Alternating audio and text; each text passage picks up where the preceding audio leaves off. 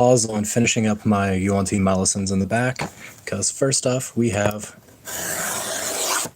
a new box to cut open, so let's get started. Because I have been beyond excited for these guys to come in, because I happen to really enjoy the Aggressors. I think as part of the new Primaire stuff, I think the Aggressors are just really fun, and I'm really looking forward to actually getting these kits built up. I also need to zoom out a bit, because I feel like this angle is normally good for painting, but not for building. So let's get this box opened up and we'll see what we got.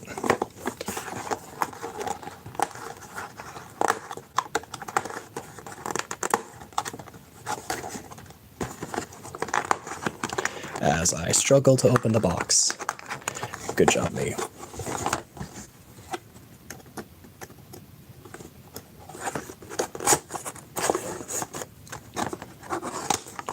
There we go. When in doubt, brute force everything. It works every time.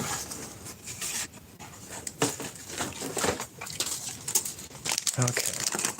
3 bases, I assume only 3 bodies total, with a bunch of extra bits. Huh.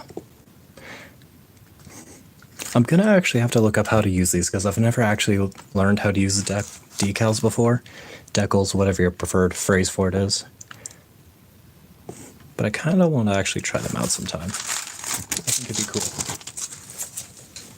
First off, let's see what I can actually make off of these brews.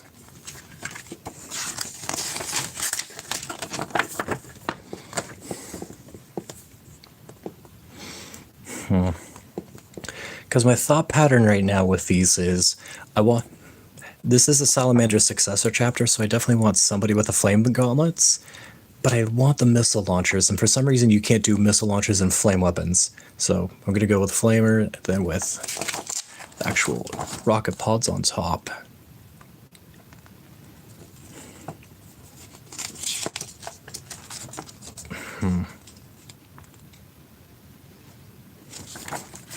Let's see, so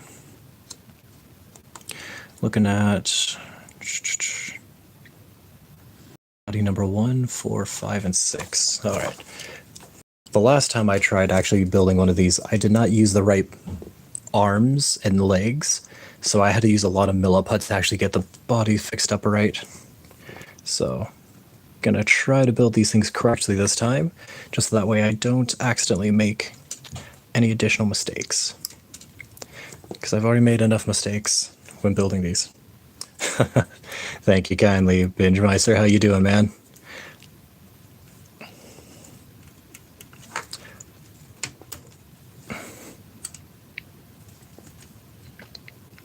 Yeah?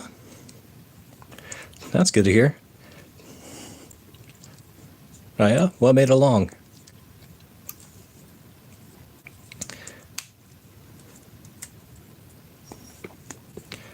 Okay.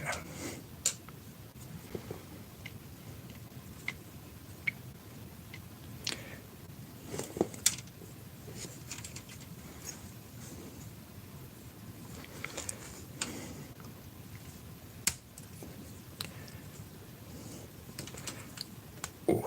Come on now, work with me. There we go. Okay. Like that. Gonna move these off to the side for a bit. Then I need to grab one of my new toys that I got in my box.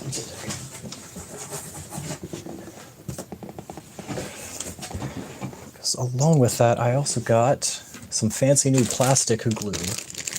Because supposedly that's better for actually modeling and posing these things than super glue, which is what I typically use. Ah, yeah, I can see that being a very long day. Goodness gracious. My respect to people who have children and are able to raise them right, because that is a skill in itself. And I am intimidated by it, because that is not one I have. Man, I buy plastic glue and I already lose it. Gosh dang.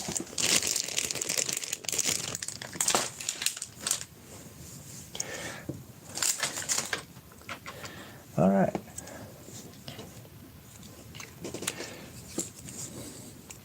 Well, I was excited for the plastic glue. However, I don't know where I put it after I just literally opened the postage box. So we're going with super glue to get this in.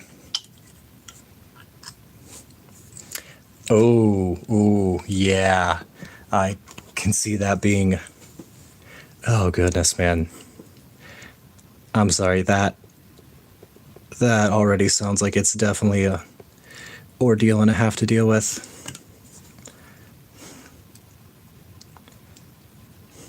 However, that's why I chose to work with old people and not children, because I am not good with children.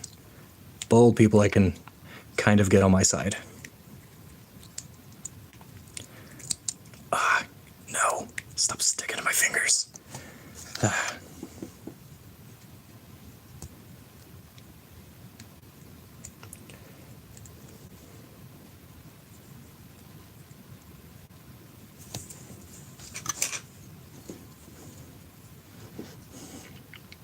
Well, hopefully, though, after all that, I do hope that you're able to get some to relax tonight, man. Because I know you've been grinding away quite a bit on everything. Because I haven't really been able to hop in normally because of my work schedule, but I have been seeing that you've been streaming, and I have been trying to catch the VOD and watch some of it from time to time.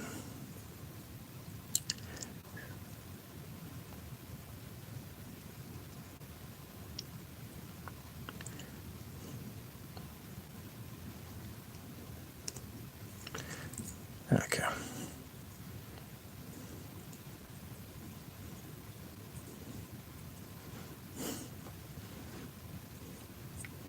Oh, it's all about the grind set.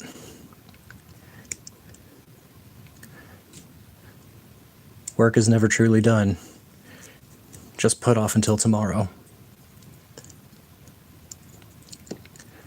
Ta.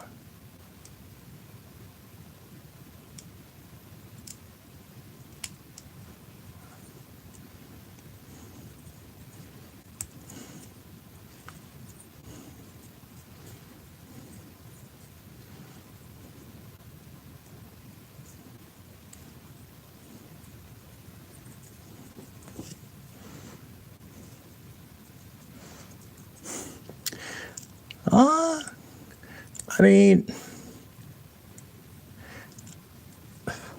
I don't know. Just the first time I saw you using it, and when I recognized it, it just kind of snapped into my mind. I don't know why I recognized you immediately off of it. For some reason, it just... I don't know. I think it's because of the profile picture. I think it's because of the profile picture that I recognized it. Because I know it's not the same as your main. I just happened to associate it because I thought, good taste.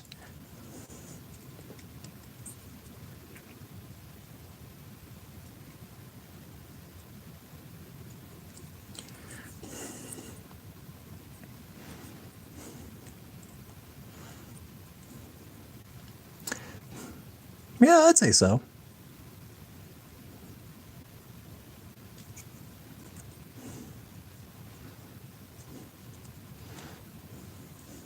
I mean, I'm definitely not the best at naming or reading vibes, but there's definitely something in there that just rang out to me.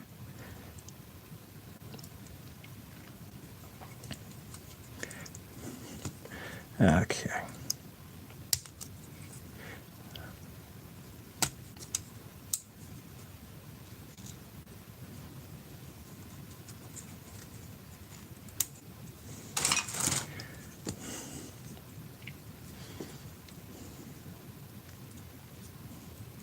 Oh. Popping my blade loose. That's not good.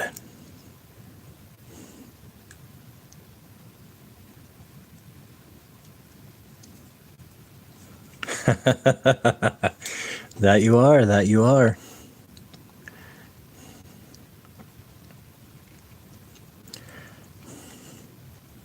You know, I never actually heard how that leaf green Nuzlocke went, because I remember watching some of it, but I don't remember how far you got, because I lost track. Did you actually beat it, or did you get stuck somewhere? I know that was a long time ago, so forgive me. That's just something that came to mind because I forgot to check.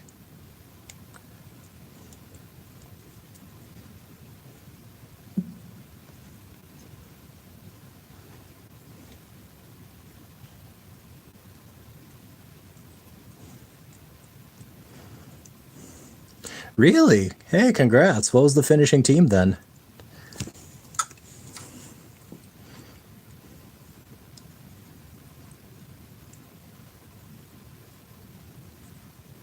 Okay.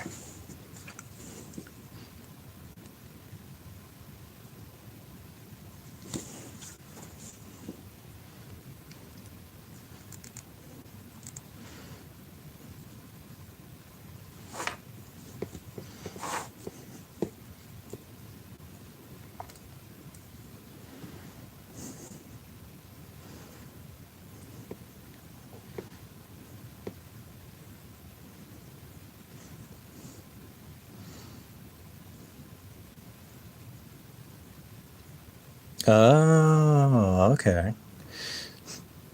Pretty solid team, though. Venusaur, Snorlax, and Magneton are really good. I've used them in a couple of playthroughs for Gen 1, so that makes sense. But also, it's Gen 1, so I'm not surprised that there's a bunch in the graveyard. Because much as I like playing Leaf Green, a lot of Pokemon have some horrible move sets. Like, Arbok is one of my favorite Pokemon from Gen 1, and he does not get any good moves in in the Gen 3 remakes. He has Poison Sting, then Acid Spray, and I think he doesn't get Poison Tail in Leaf Green. So I think you have to go out of your way to find Sludge Bomb. In general, they get nothing, but it's still my favorite type regardless. But that's just how things go sometimes.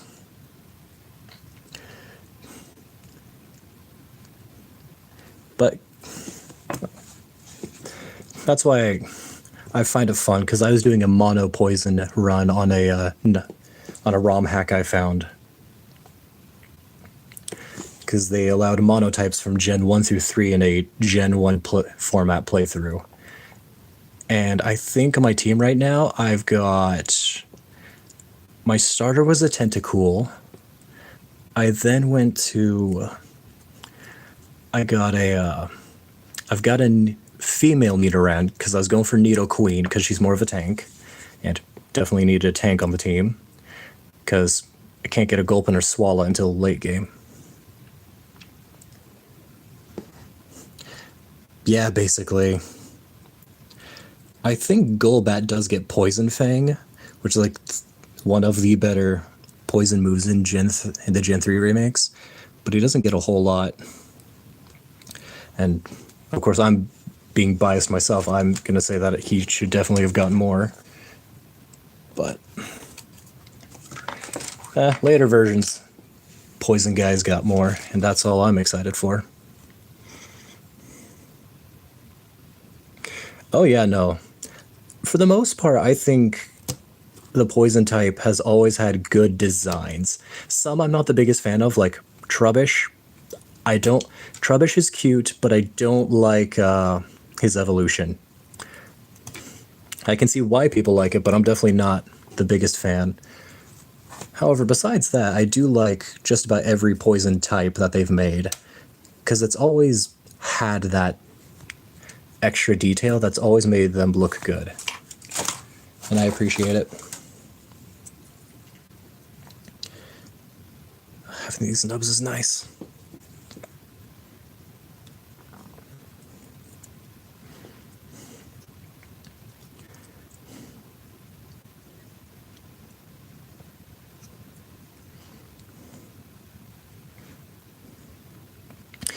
Yeah, because I get the idea behind Garbodor. I kind of wish they, instead of making it more monster, I wish they went with like a living dumpster instead.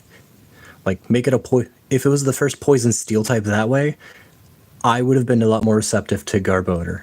Because Garbodor just looks like Trubbish, but fat. Like, it's not inherently a bad design. I just find it underwhelming, so I'm not the biggest fan of them.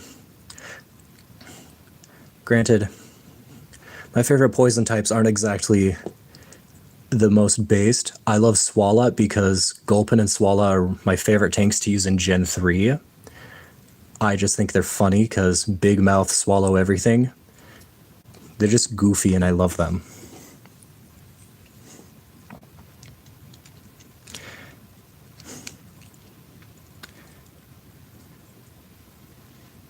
Man, what's the point in putting in... Ugh, me dropping them?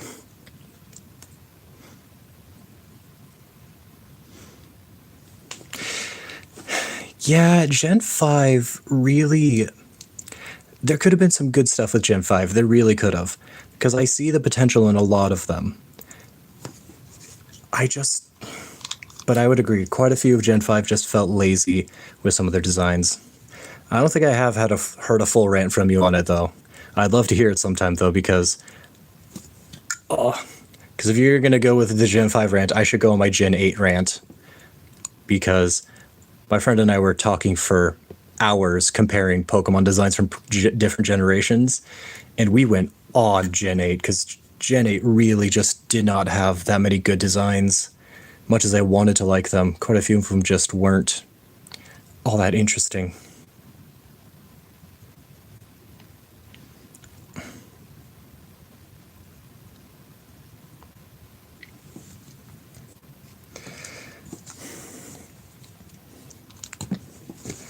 Oh, shoot. Lost the cap. That's not good.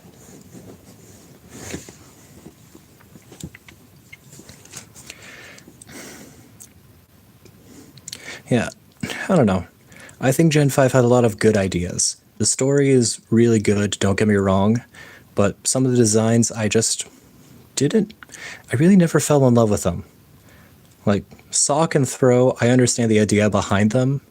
I just didn't like them. Zebstrika is cool, but needed a third form. Zebstrika ending where it was just wasn't that... It was okay, but it felt underwhelming. And the level curve in Gen 5 was really bad, because I love... What's its name? I always nickname these things, so I always forget. But, gosh dang it, what is it? Mandibuzz. I love Mandibuzz, but it evolves way too late. Like, level 55 to evolve a baby vulture wearing a diaper into an actual vulture. So... It's such a grind, and it's so not worth it. Hydreigon is the worst offender of the entire generation, by far. Nobody will be as bad as Hydreigon, by a long shot. Like, I love his design, but 65, when you're fighting the Elite Four in the 50s, that's just not excusable for a level curve. Like... I don't know, because I know they're trying to balance it of like, oh, you don't get the ultimate best Pokemon until like afterwards and all that, but still, there's such a thing as too high of an evolution number. I'm just waiting for something to beat Hydreigon to be in the 70s for evolution, because you know they're going to do something dumb that's going to get that. Yeah, Braviary and Mandibuzz are both 54, I believe. Somewhere around there. They're like mid-50s. Yeah. Which again makes me sad, because I liked Gen 5, but they just had some bad evolution level choices.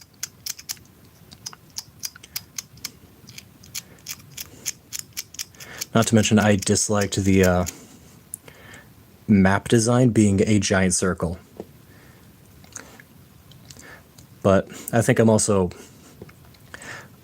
My hot take for Pokemon games is that Gen 3 had the ultimate map design because it kept looping in on itself. And so you always had...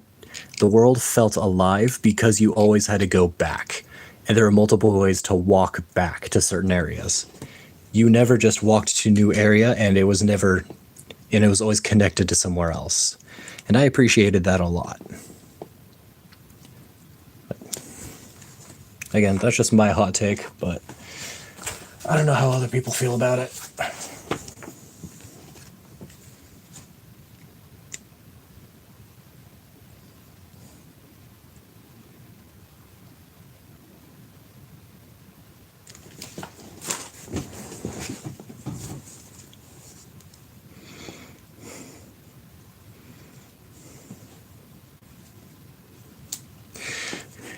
The thing with 3 too is that a lot of the water, like some of the water sections were just completely optional. Like you had an entire town that was optional. You did not have to go to beat the game. Pacific Log Town was such a cool place that if you explored, you found it and you got a cool city to explore. But towards the end of the game, there really wasn't a whole lot of water. There's more than the past regions, but I think that's just because it's emphasized because they had more water to use.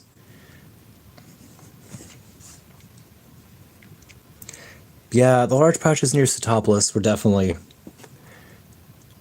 definitely contribute to it, and I'm not defending Setopolis because I like its design, I like what they're going for, but yeah, it's definitely not the easiest to deal with.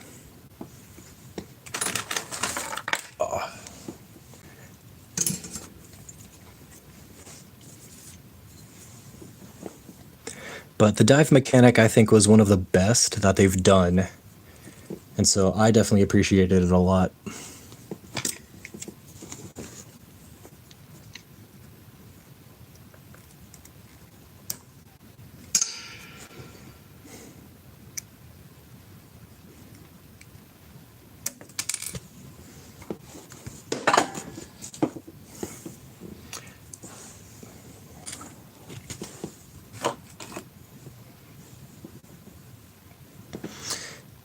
Yeah, no, I would agree there.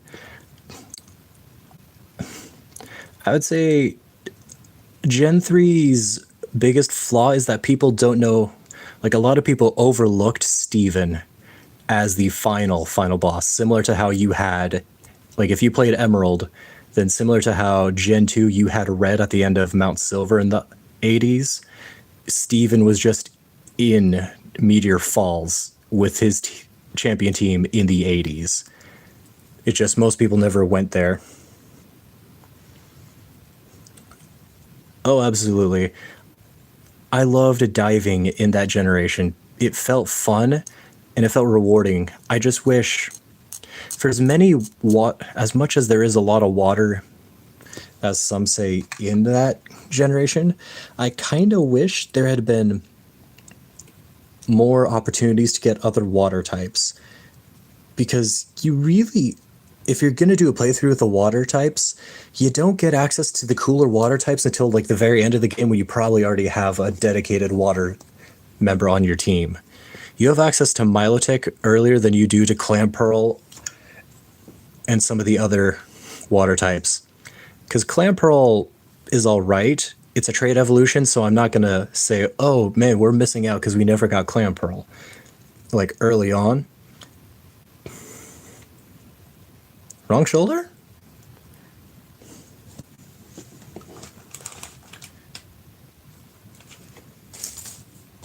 Did I really?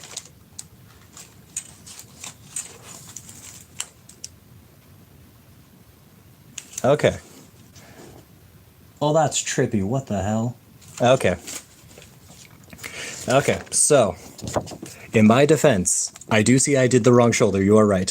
In my defense, I'm used to all of the Gravis armor having these little spinal blades things on the front part. So I assumed that this went in the front, as that's what the instruction shows. For some reason, these ones, it is reversed because I see it right there. That's friggin' weird and trippy. Well, I already glued it on, so I'm just going to stick with it for this guy. Live and learn. Learn from my mistakes. Do not make my mistakes.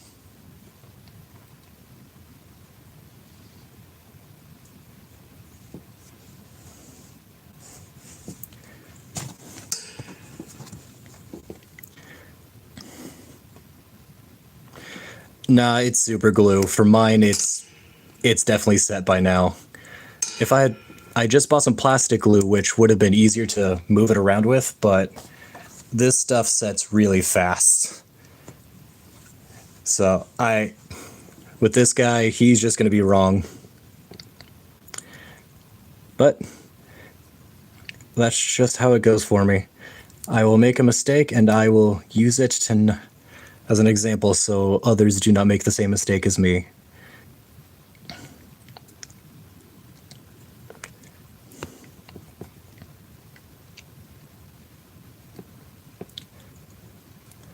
Oh, man.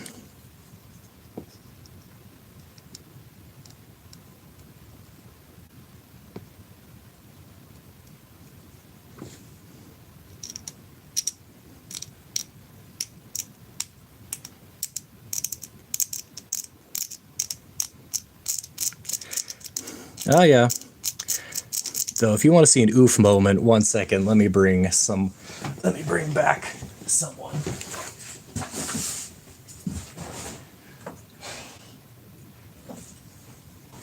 The reason I'm very careful in following the instructions on this particular model is because when I made these guys, which are the very first model I made, you can kind of see right here, this is milliput, which does not style into tubes well. There's an entire tube section that I was supposed to be able to connect, but because I used the wrong legs with the wrong arms, this did not connect correctly. So I had to break out some milliput and roughly carve this into a section.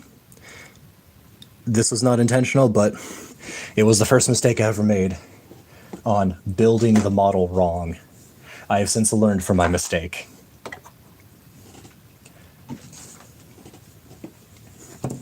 But that's just how it goes. What I am going to do, so I'm going to cut into this.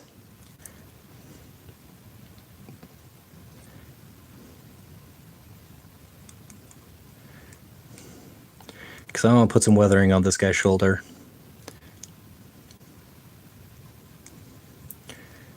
Not a whole lot.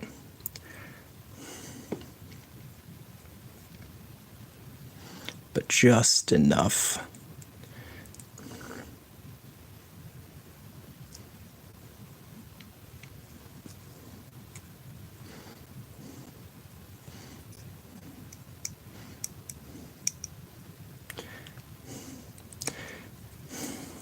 There we go. Okay.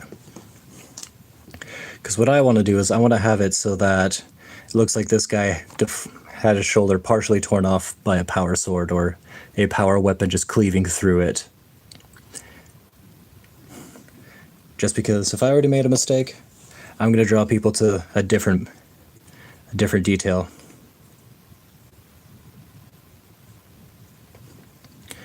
No, that's fair.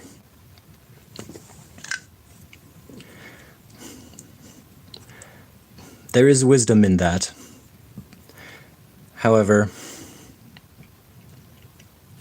I just want, whenever I do something like this and I make a mistake, I like just keeping it around as a living reminder, so that way I have a reminder of the mistakes I made in the past so that I know what to avoid in the future. Because I've made many mistakes before, I will make many mistakes again. No, that's fair. Also, good to see you again, Crab. Happy to have you aboard. Just failing at putting shoulders on correctly. Yeah, no, that's fair. The whole reason I'm even starting with a loyalist army, despite them not being my favorite, is because I want to get better at kit bashing by making mistakes now. Because my favorite faction are the Iron Warriors, and I want to make a warband out of them. However, as far as the Iron Warriors go, that requires a lot of kit bashing, and I quite honestly don't have enough skills to attempt them to feel like I do it correctly.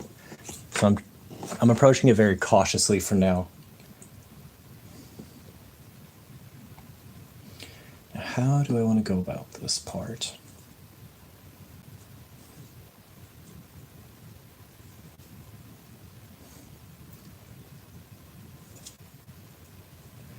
There aren't a lot of heads on this kit.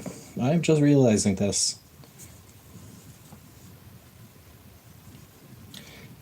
You know what? Fair enough, Crab. Fair enough. But you know, I'm going through these sprues, and there's 2 heads right here, 2 heads up here on this entire set of sprues. And then I got 2 more up here and 2 more right here.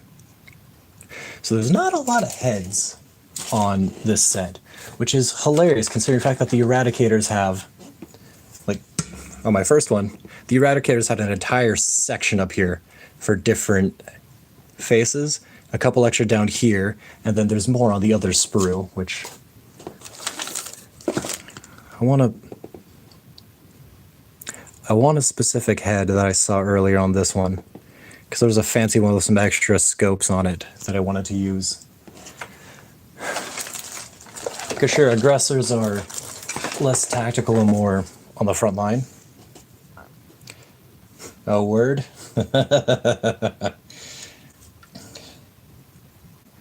Where's that? There it is.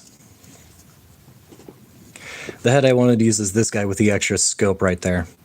Technically, this is from my Eradicator set, but I never got the chance to use him. So I wanted to throw him on one of my Aggressors. Because I like this head a lot, and I think it'd be fun to actually just paint, if I can bring him up a bit closer. I feel those extra details just seem like they would be a little bit more fun to add on. And also be a bit more of a challenge. And never gonna get better if I don't challenge myself.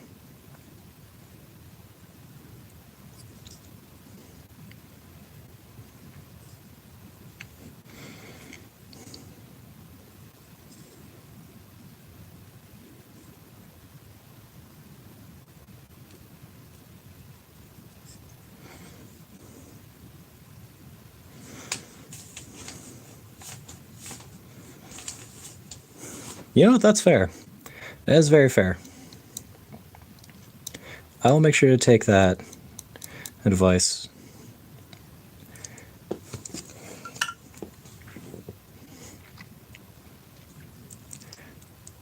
Oh, that's hilarious. This head won't even fit in.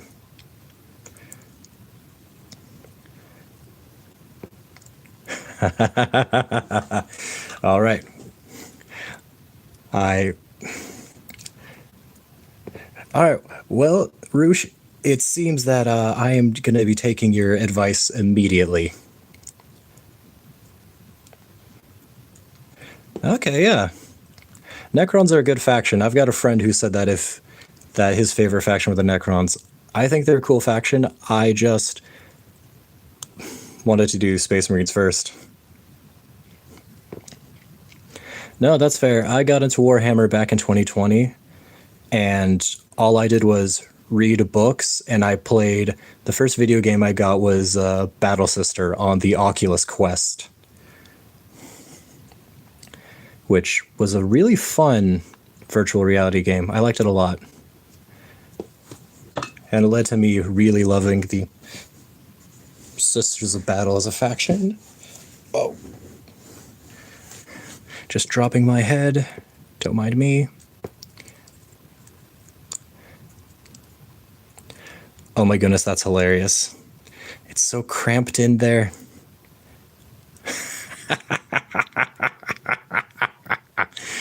Okay. So we got it in. But I'm definitely going to be looking for my plastic glue to make sure I get this down correctly and carefully. Because I know I just got some. And I need something that does not set as quickly so I can scramble them around a bit.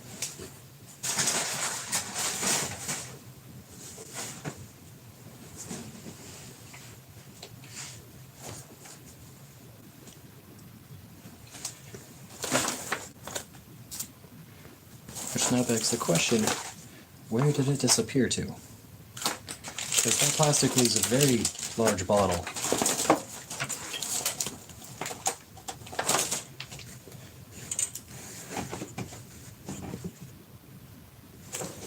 No, that's fair, barbecue.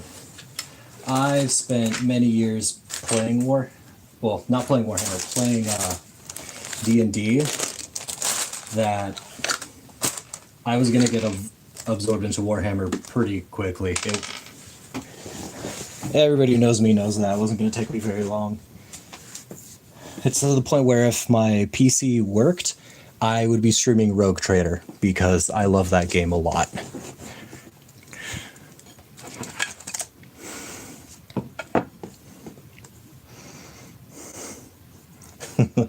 Hey, that's fair, man. We all have our different things that our niche interests and obsessions. For me, it's definitely Pokemon, and for my friends, I'm the Warhammer nerd out of us. So, I've done my best to learn the lore and research, and it's how I came across the factions I wanted to build. And I try to also, if anybody has questions, I'll answer them to the best of my knowledge, because I love the universe, and I want people to enjoy it as much as I do, because I think it's just a fun time and a good discussion point.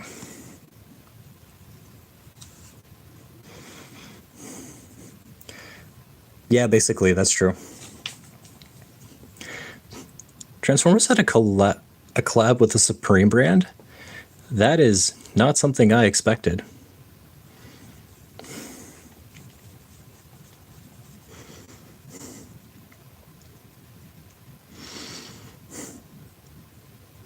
Honestly, though, if you can't talk about food or rant about it, you don't have food opinions.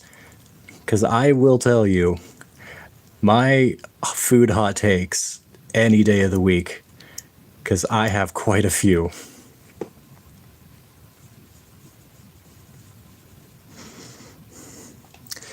That's hilarious. It makes perfect sense that they would do that for Optimus, but that is hilarious to me.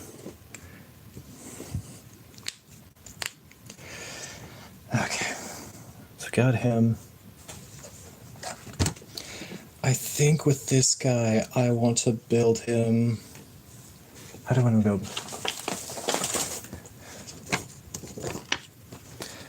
Black pepper, I think, has its uses. But black pepper is overused. The Optimus Pem, yep. See, I will argue, barbecue. I think spicy in general, everybody has a preference. Cayenne is good, but it depends on what you're using it for and in. Because I will use, personally, I am a white guy. Like, I'm Native American and German as a mix. So my stomach does not handle spicy food well, but I've been able to eat spicy food since I was a kid. And habanero pepper is the best because you can get it super spicy, but it does not give me the shits and it does not give me muscle cramps whenever I eat too much spice.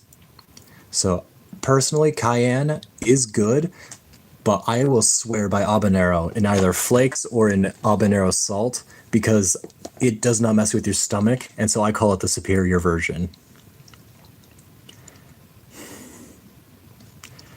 Just because I have too much white in me that I cannot handle the spicy as much as I love it. My mouth loves it, my stomach and my ass do not.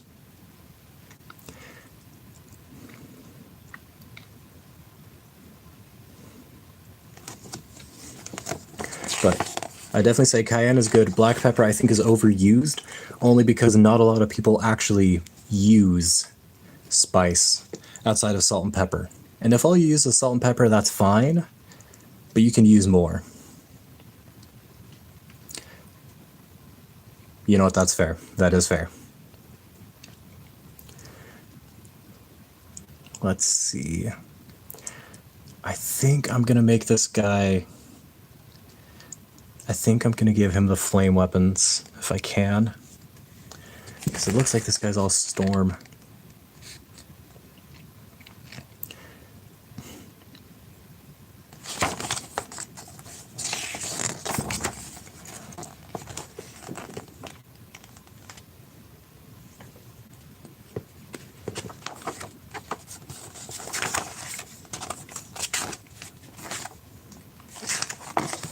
so they said 5 through 8 is when I get the flame stuff. Let's take a look at them. Okay, that's how you build it.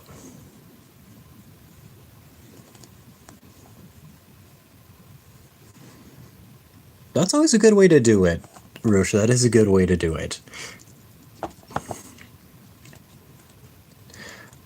I do habanero. I like jalapenos just because they're not as spicy, but they do have they're really good as stuffed peppers, and jalapeno poppers are phenomenal. I do like chipotle. I haven't found any poblano in my area. I want to try experimenting with poblano more because I do like them.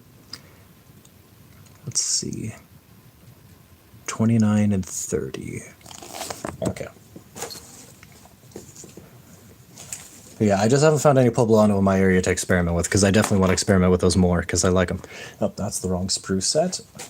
I'm already gravitating to my old set. That's not good.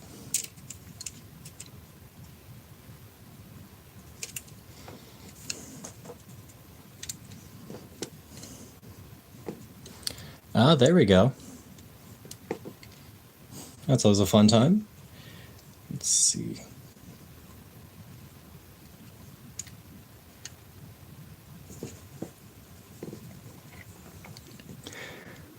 But yeah, something I want to do is I want to do more stuffed pepper recipes because I think they're phenomenal. The issue is whenever I had them growing up, my mother liked to do rice, a veggie mix, and like a little bit of ground meat. Where if I'm doing a stuffed pepper, I want to do ground meat and I want to do everything else. I just don't like doing the stuffed peppers with extra vegetables just because you already got a vegetable in the pepper. I don't need more of that. I need something else to balance it. So I try to go for cheese and everything else. It's 29 and 30. Okay, where's 30? There it is. Oh yeah, I would say stuffed peppers are a power move because they are really good.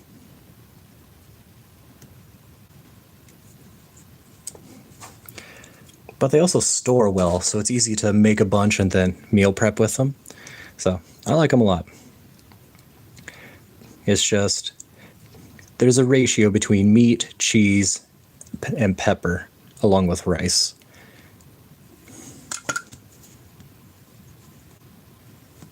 Oh yeah, that's why I will always suggest and advocate if you're like me and your mouth loves them but your body hates them, you gotta do habanero because habanero is spicy, it tastes good, but it won't screw up your stomach and the rest of your body.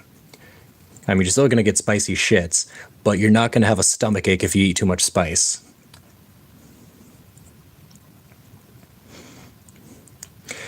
Oh gosh, yeah.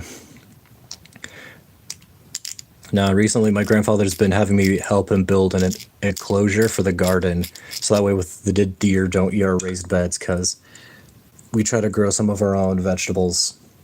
And last year when I tried it, the deer ate my zucchini plants.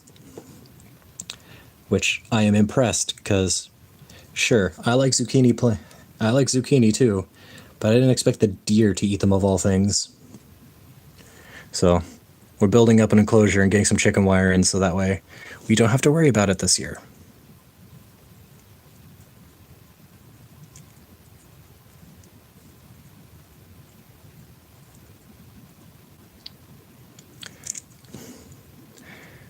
Oh my goodness. Do I have to shave this down or... Oh no, there we go. Okay.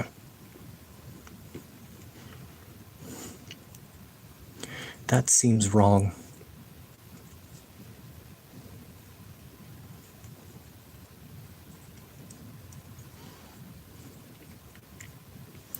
I'm sorry. Are these instructions lying to me? What do you mean I'm supposed to put them in that way?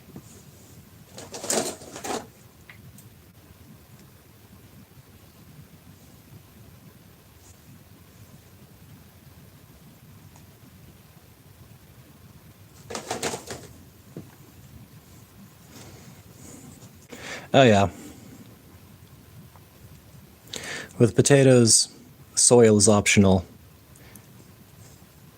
and I appreciate them immensely for it. Okay, instructions say there.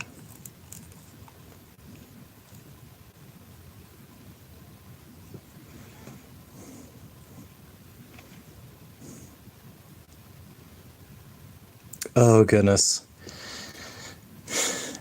Everybody I know who's lactose intolerant, they do not care, and they will eat and suffer as they, to their heart's content. My ex... Ow. Oh, apparently I shouldn't talk about my ex. Hot damn.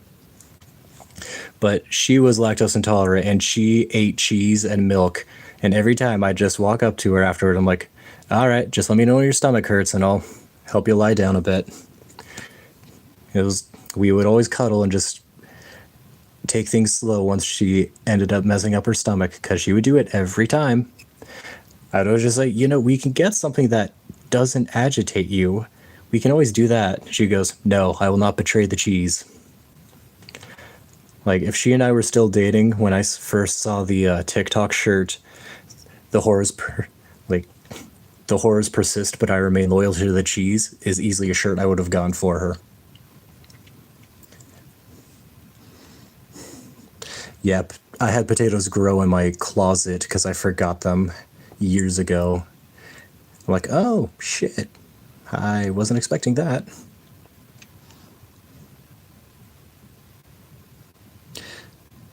Roosh, I really want to try that recipe because that sounds absolutely phenomenal. Habanero orange is a great combination. Apricot jelly and crispy bacon, not something I expected, but I kind of want to try that now that I've heard it. Not gonna lie, that sounds amazing. Okay, so set that up like that, which then connects to, supposedly, connects to this. Supposed to...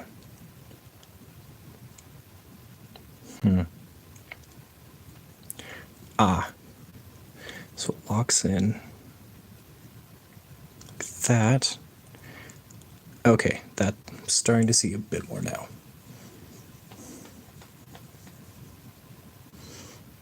Constipated's never good either. Oh, and you went to culinary school. Okay.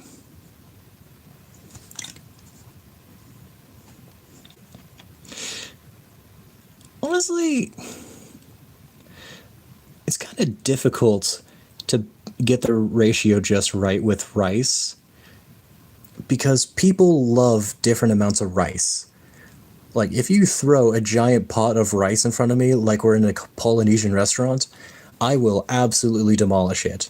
But then I know a lot of people that they will be happy with like a small portion of rice that you get in a Japanese breakfast. Like, right, I feel like it's difficult to gauge how much rice to add into a recipe because everybody's at a different spot with rice. Because sometimes it's the perfect amount, because I'd imagine with your recipe you would use the rice to absorb some of the extra juices so that it doesn't leak out of the so that the sauces don't leak out of the pepper. But then you have to deal with how much is too much and so on and so forth. So I can imagine that's a very difficult balance.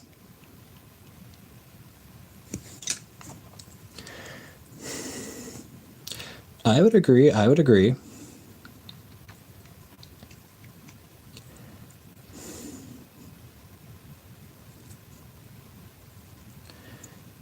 Just because food is phenomenal, but people are picky, people are touchy. You just got to be careful with how you go about doing everything. Oh.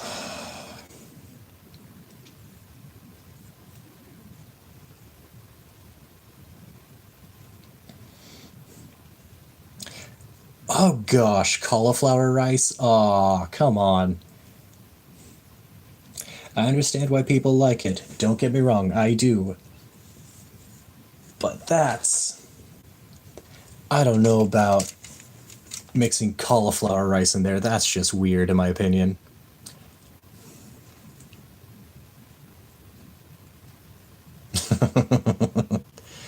Ketchup with eggs.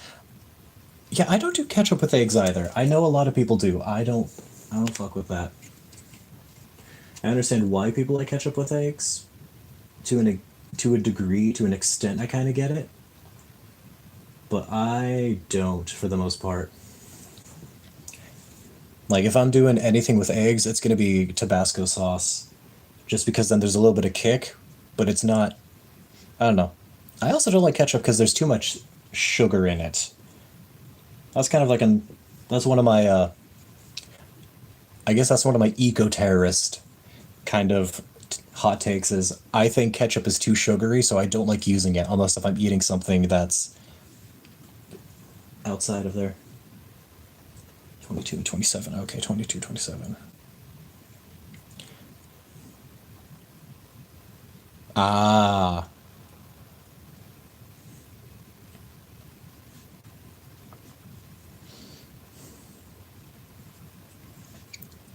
Add another texture element. But there's so many. I feel like you already had enough texture in that, though. Like, again, I'm not a head chef, so of course, take what I say with a grain of salt, but you already got meat, you've got your sauces, and you've got the rice on top of the pepper. So, would adding another texture element be complicating it? Like, I would think it'd be complicating it. It might be adding too much personally, but that's just my thought on that.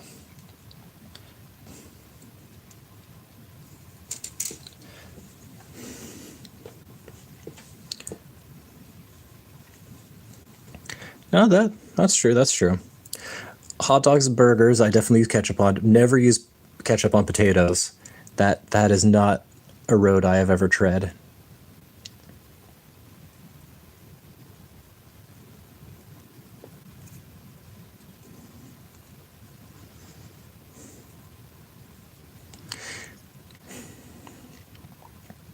I don't know. It might also be that I'm burnt down on ketchup because when I was living in Mexico, I had some guys who definitely wanted to go out and grab pizza. But while in Mexico, I'm gonna be honest, a lot of places that do pizza, they just threw in. They didn't use tomato sauce. They just use ketchup as the base. And you can use a condiment as a base for pizza. Like the chicken bacon ranch stuff is really good, despite not using a sauce, but ranch. But ketchup as instead of tomato sauce really made a difference for me, and I just couldn't do it.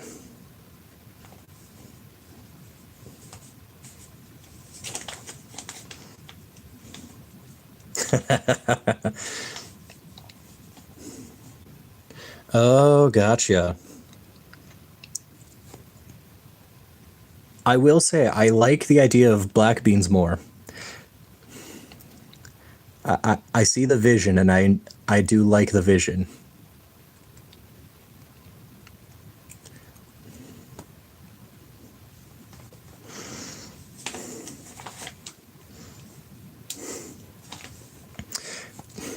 Hey man, when in Mexico, I wasn't gonna criticize them too much because they may not do pizza well down there, but I wasn't in Mexico for pizza. That was just some of my companions and the dudes I worked with who were like, "Hey, let's grab some of this." I'm like, "It's all right." Little Caesars was king because they used real stuff. I beg your finest pardon. Did I just read a banana ketchup? What sort of blasphemy are we on here? Hold on, hold on, hold on. I may not be a missionary anymore, but I will perform an exorcism if I must.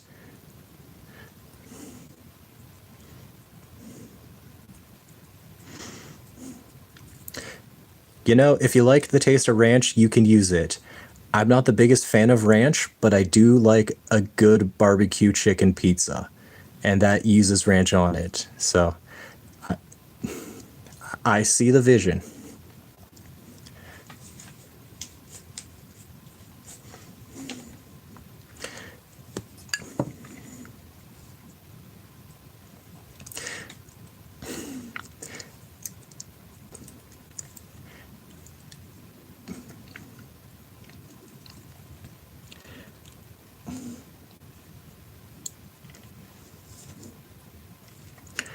I'm not gonna lie, I already had banana water in Mexico and I liked that, so I'm willing to hear you out.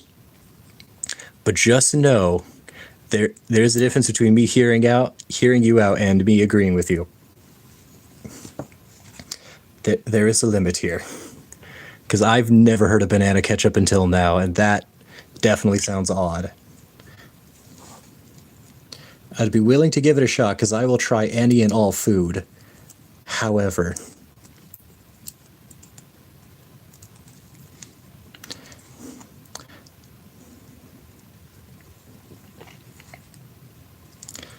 okay. It's actually clamping on decently well. So we're gonna wiggle this out.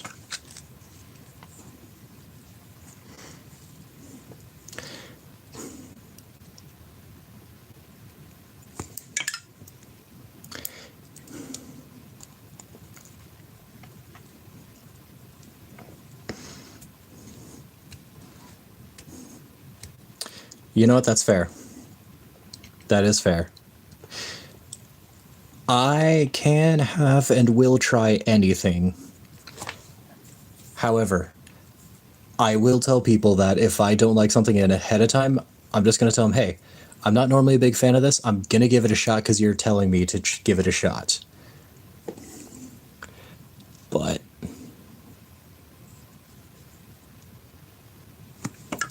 there is a limit to hear me outs. Some people may listen and not judge. I will listen, but I will judge.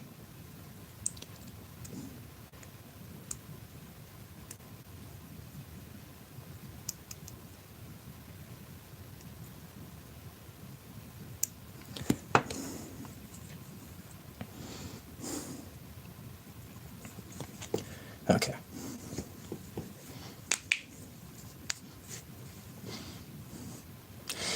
Oh yeah, no, I've got some strong negative opinions. My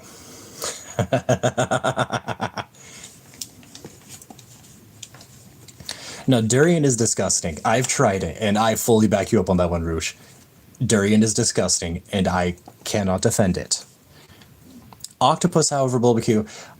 Octopus can be good. However, it depends on the kind of octopus, because there is octopus sushi, not a big fan. I don't like it. However, the small octopus that they get, where the tentacles are like between my fingers long, get that, mix it with some rice, cook it down in a heavy wine sauce, and it will disintegrate in your mouth. It will melt in your mouth and it tastes really good. That is my go-to way of doing octopus, but you got to do with the small stuff. If you do the big stuff, it just does not cook down and you get a rubbery texture and it's just not good. Pineapple on pizza? Honestly, I think pineapple on pizza is fine. I'm not an elitist, and I'm not going to yell at people for doing pineapple on pizza, just because I think Hawaiian pizza tastes okay.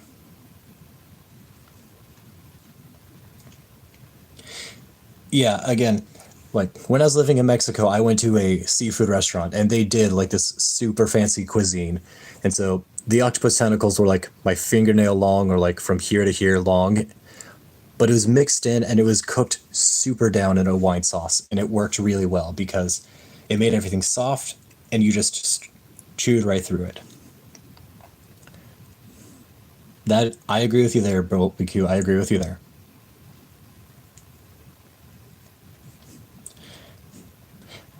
Oh, being allergic to pineapple, that would definitely complicate things. 22.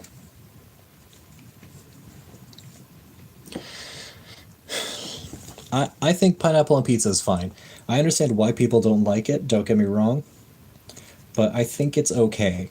I've seen worse abominations. Melons too, oof. Goodness. I was about to say, because with all the talk of some of these recipes we're talking about, I feel more vindicated in my excitement to try a watermelon soup recipe I found about, I think, 2 years ago. I bought an unofficial Legend of Zelda cookbook, and they had a recipe for watermelon soup. And I know the magic trick to always pick out a perfect watermelon. I know the code, But at the same time, a watermelon soup definitely sounded weird. But I want to try it because it sounds like it could be good. It could be good or it could be bad. I've never had watermelon goulash. I have heard of it, but I've never tried it. And so the watermelon soup recipe, I don't have the cookbook with me because I don't technically know where it is right now. But essentially, you would crush the watermelon with a bunch of ice, and then you would scoop in some cucumbers as well as a little bit of what's it called? Oh, gazpacho. Okay.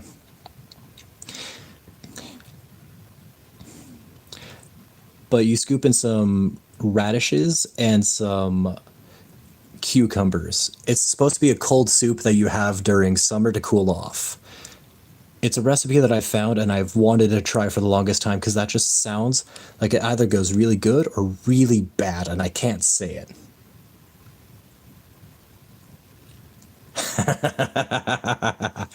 We're discussing food hot takes, so we're going to get some good stuff and we're going to get some bad stuff in here.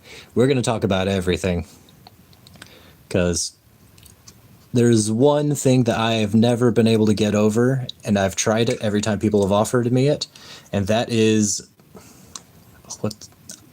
beets. I cannot do beets. My grandmother loved them. I had people give them to me while I was living in Mexico. I've tried it every time. Cannot stand a taste of beets. I understand why some people like it. I just hate the taste. Whether they're pickled, whether they're fresh, whether they're cooked down, I can't do any of it. Just does not work for me. I can understand why it works for some people. Crab Rangoon. Fair, fair. Yeah, food hot takes will terrify people. Beets are dirt vegetables? Yes. Yes, they taste like dirt. I will not apologize for saying that beets are disgusting. I've given them a fair shake every time people have handed me them. I've tried them. Can't get over it. Can't get over the taste. Can't do it.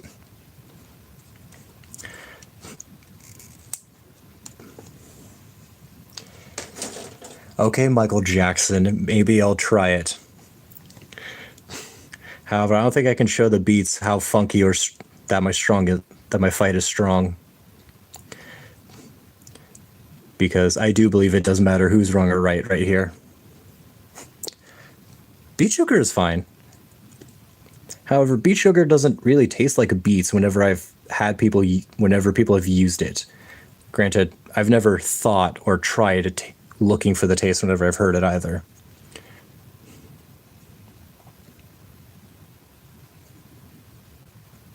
Yeah, beet sugar, it's a thing. It's not a thing I typically use just because all things beets can stay away from me. But I've had some friends who've used it in their recipes and it tastes fine. You don't really notice it.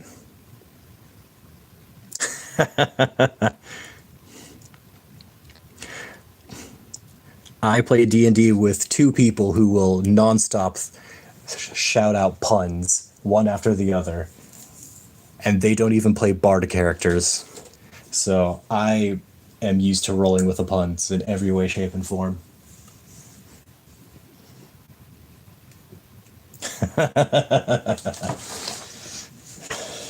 Yeah, discovery can be scary. But such is life. 7 is the one I was supposed to get for this spot. Okay.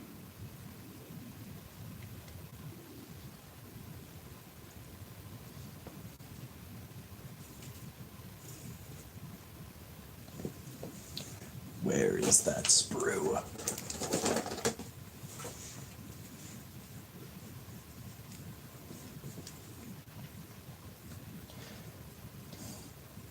No, that's fair. When the brain starts braining, it's just gonna brain it. You gotta deal with it. However, that doesn't mean all of us are excited dealing with it.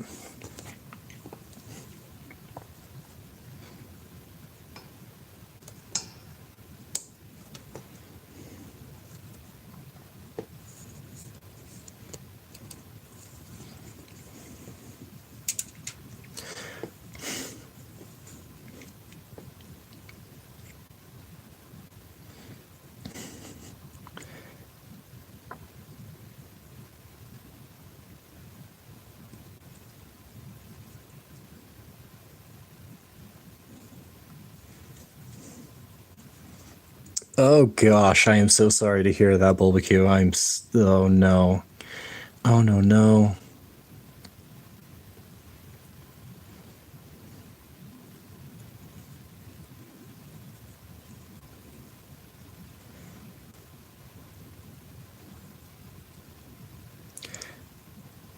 Oh, I could not do that. The only time I can normally do onions, like, I don't like raw onions that much. If I do raw onions, it's normally in tacos. Durian is a fruit. I don't remember where it originates from. I think it's Asian. It's either Asian or South American, because you either get the weird fruits from Asia or South America. It's one of those two. It's always one of those two. And pig's blood is weird, because however, the only time I've had it is when I tried pig sausage, like blood sausage. It wasn't, I just didn't like, I didn't like the texture when I tried it. Like, it wasn't inherently bad, it just, the texture was crumbly. And when you give me a sausage, I don't expect nor wish to have my sausage crumble into bits and ash in my mouth. Like, that just felt wrong when I had it.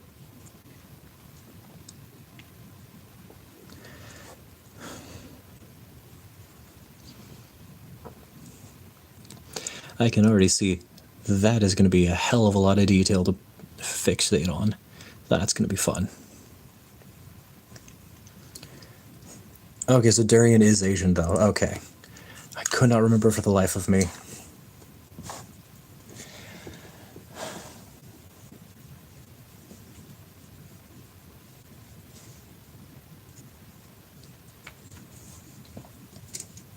So I've got that, and then I need 28 for the hose.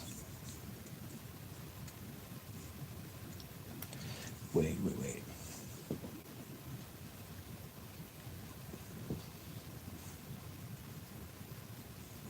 Oh no, I need 23. That's the hose I need. Okay. Okay, where on the sprue is 23? Flamer.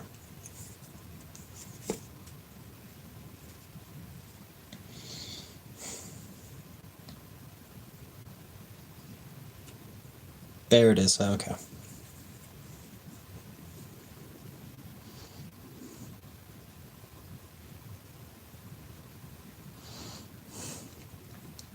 Food trivia. There's a food for how it looks while growing, named by the English. English don't use their own name for it. They use the French name for it. Any guesses? The first one that comes to my mind as something that we use a French name for, that I would say endive. I'm pretty sure that's wrong, but endive is what comes to mind hearing that. Because I'd normally say it looks like it while growing, but we don't use the name, would be something like eggplants. But I am not entirely sure. Especially because eggplants is still technically a English word for it that they use. So endive is probably what I'm gonna lock in as my final guess there. Aubergine. Oh, so eggplant was it? Okay. I forget that people actually call aubergine. Hey, somebody got chowder. Yep.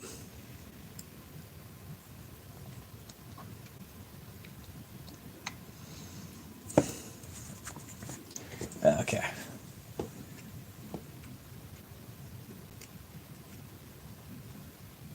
$24 and $25 for that one.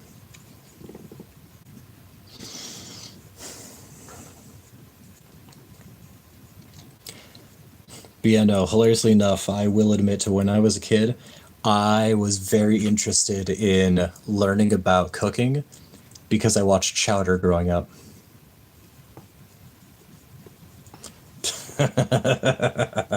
You take the moon and you take the moon.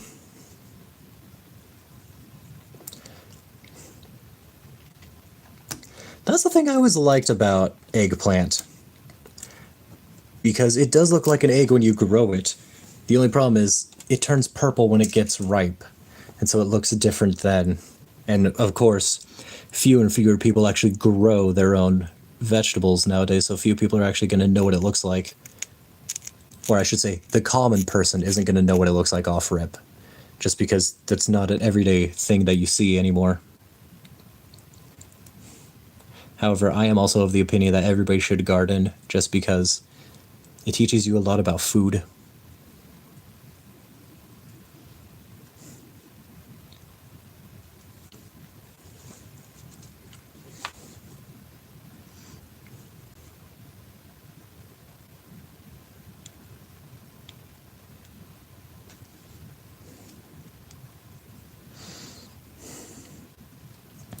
Oh, Ganoush.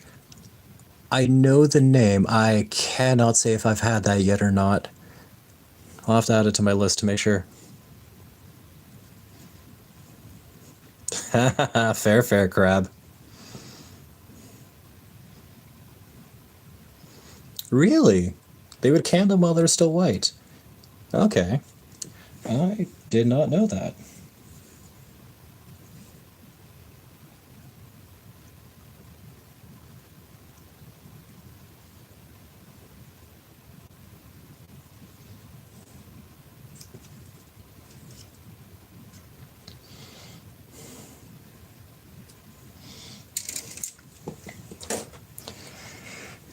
But why don't you want to guard your dens? The dens must be guarded. And I need to stop dropping everything. Okay.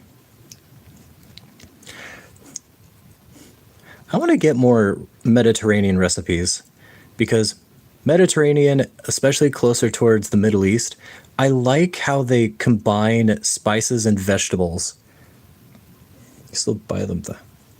Oh. Well, if I ever go to England, I might keep my eye out for that. However, I live in Oregon, so my home climate is very much like England, except we get much more hot. We're more closer to France, but let's be real. Nobody cares about Oregon.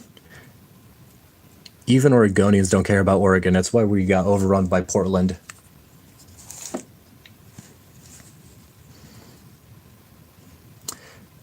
Honestly, that I would want to try a Lebanese restaurant, because I've tried a Mediterranean themed restaurant, but I don't remember where it was. I just remember when I was living in Vancouver, Washington, there was the Petra House that had a lot of Mediterranean style dishes that I absolutely enjoyed.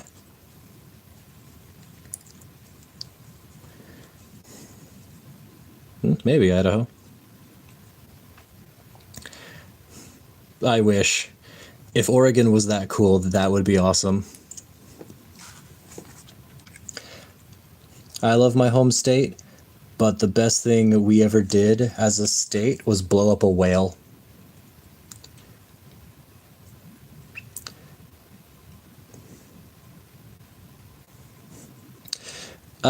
Yes, you are correct, Roosh. You are correct. Once they're forced out of Washington, they do come over here. And we are tired of them, because there's an entire movement where Oregon does not wish to be identified with Portland anymore. They could be. I could be inside you right now and you would never truly know.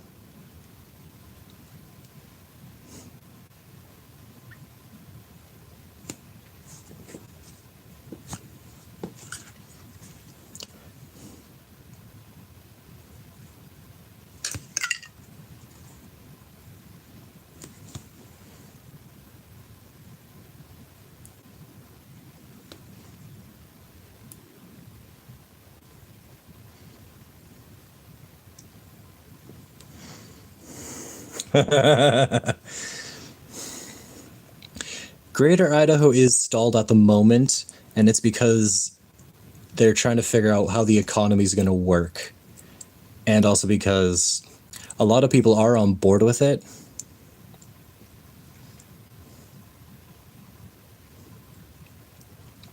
Yeah, it's been stalled for a bit because they're just trying to figure out how they want to allocate everything, which is just, they're just stalling. They're stalling, and that's really all it is. Oh, weed absolutely was a big part of it. It it's been an active, it's the biggest war zone Oregon's had in decades.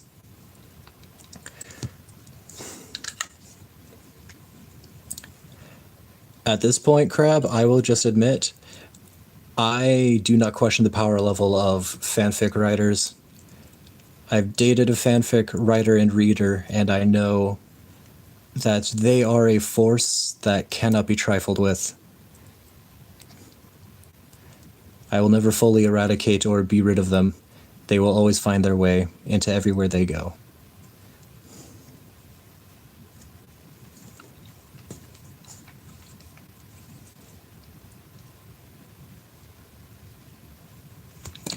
All right. Gonna slide that hand down.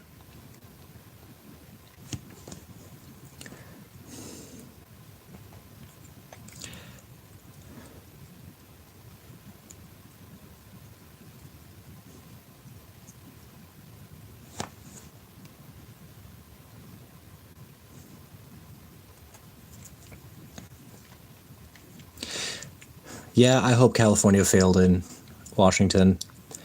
Granted, Washington has more farmers than Oregon because of sales tax and property taxes being pushed out in Oregon, so I wouldn't be too surprised there.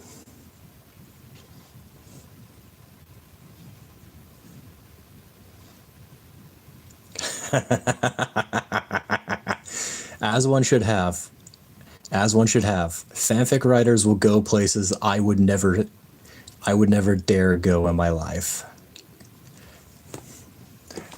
They have a power level I do not try, that I do not challenge. It's similar to furries.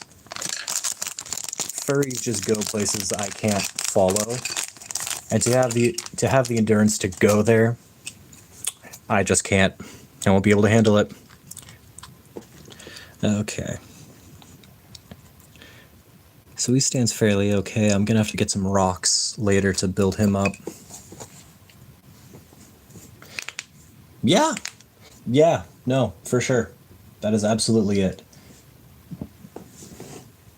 They can draw me pregnant, and I can draw them pregnant. But some forces I do not need to mess with. So far, my regular basing scheme has been, I got some rocks out of my house that were fairly smooth, and I threw some milliput over the top of them and then just did some green. So I'm not going to glue this guy onto the base down just yet, because I need to go outside tomorrow morning and get some rocks. But I think for the most part, I'm just going to add a few... I think I'm going to add something onto this armor plate, like a purity seal, and I think I'm going to call him, for the most part, done at that point. Just need to find where they are on the sprue.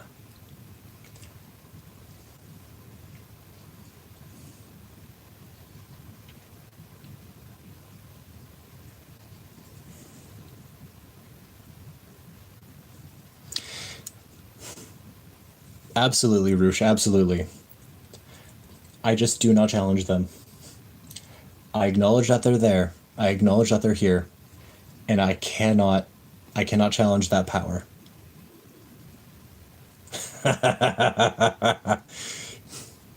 Oregon is a good spice. I will admit, Oregon is a good spice. However, the fact that our claim to fame is that in the 70s we rivaled France with wine for a time isn't saying much for us. And our claim to fame in the past few years is when they made an anime inspired, they made anime travel ads that ripped off Studio Ghibli, like, as their design. That's kind of like the biggest thing Oregon's been known for, until the fat electrician reminded everybody that yes, we blew up a whale with 1,500 pounds of TNT.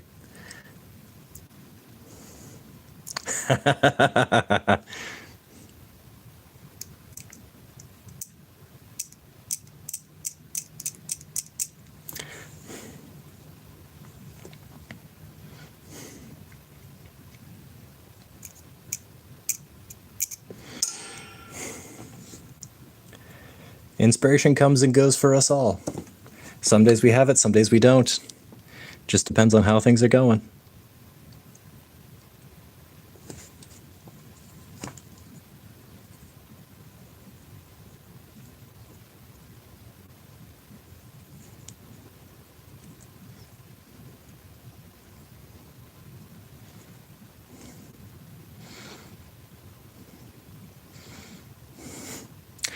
Oh, yeah. Missed stops on the Salem witch trials. Yeah, the Tillamook cheese factory is from here. However, a lot of people kind of forget Tillamook started and is in Oregon, just because up until 2021, no one really went to the Oregon coast. And so for the most part, so I used to live on the Oregon coast for a little while, and I spent a lot of time there growing up, even when I didn't live there. And the thing about the Oregon coast was we were sparse. Nobody was there, and it was phenomenal.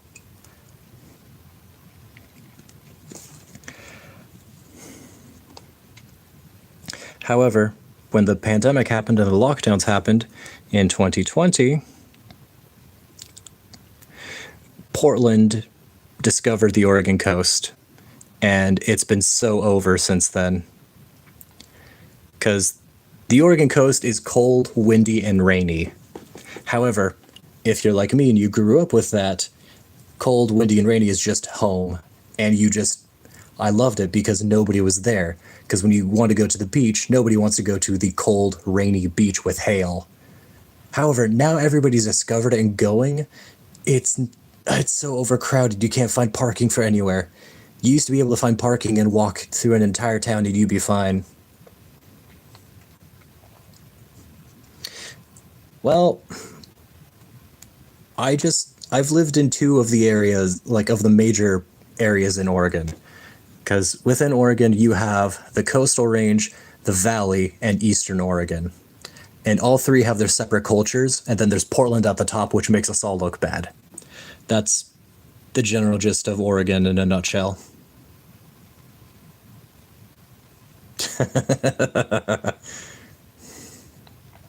That's fair. I love Oregon with all my heart, but I will tell anybody who says they want to move to Oregon, don't, for the simple fact that we have income taxes. And I am at the bottom taxpayer bracket, and I pay roughly, I think right now our income tax is 22 or 23%. And that's before federal income tax, which is an additional 7. So roughly 30% of your paycheck is taken out before you actually get any money. And that's detrimental because your money does not go anywhere. Ah, Iowa, okay. Yeah, that is one of the major L's that Oregon takes, and none of us in Oregon defend it. Because sales tax sucks. Income tax is a much bigger evil. Because sales tax, I can just not spend money and I'm in the clear. Income tax, I just don't have money in general.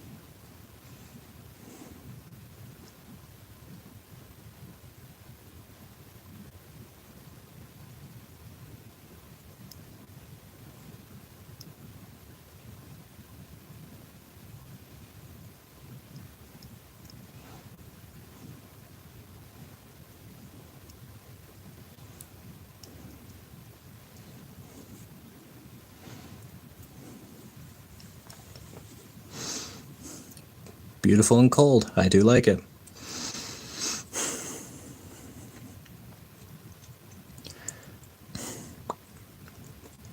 Again, Oregon does not have a lot. I just spent time because, again, when I lived in Mexico, people would always ask, "Oh, where are you from?" Because I was a Mormon missionary. And of course, since I wasn't from Utah, people would instantly hound me with, "Oh, you're not from Utah. Give me the details. I want to know what your state is about." And I'm like, well, shoot, okay, I need to find things. Because, of course, me just saying, we have a cheese factory and ice cream. That wasn't very exciting to them. So I had to find a bunch of extra stuff. You know more than I do about it, Roosh. You know much more than I do. Even if both of those are wrong, you would know more than I do. Corn and Caucasus and flat. No, that makes sense. Colorado seems nice. I got a friend from there that I met in Mexico, but I haven't actually been there yet. I haven't been to a whole lot of places in the U.S. Been to Oregon, Washington, Idaho, and Oklahoma. Those are really the only states I've spent any significant amount of time in. I don't really know too much else outside of those areas. Huh. Nice.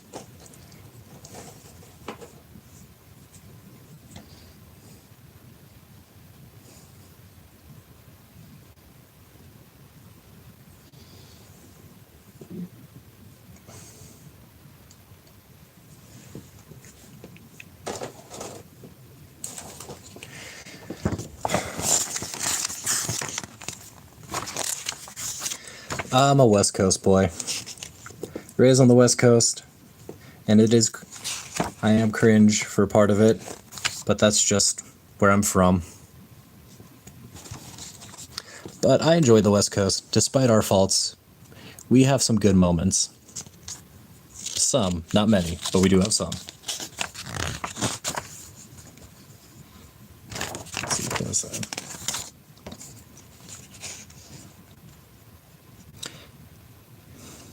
$68, $67. Oh, so you put the head in first before you put the top on. Oh, okay, that's interesting. $67.70 for your body. Grab a random head.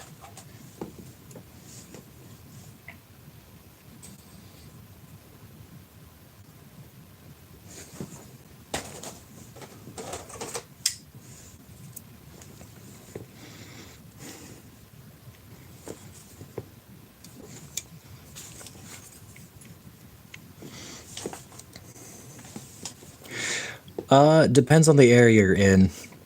Because I know for Oregon, if you're on the coast, it's very humid, but it's not very hot most of the time. In the valley, there's some humidity, not nearly as much as the south. Because every time I'm dying from the humidity, I've got a friend from the south, and she tells me all the time, "Oh, it's not that bad." Like, I'm sorry. I either lived in Oregon humidity or I was in Mexico. And I'm going to tell you right now, Querétaro, Jalisco, in the mountains, it's hot, but it's dry. There's no humidity in Guanajuato. It is just dry.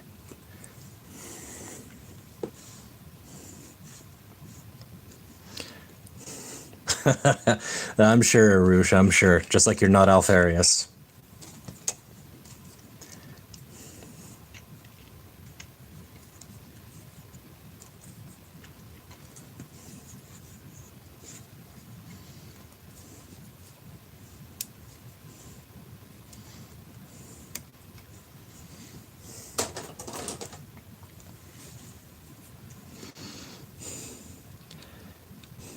Because I've never personally been to Texas, but it is on my bucket list to go there.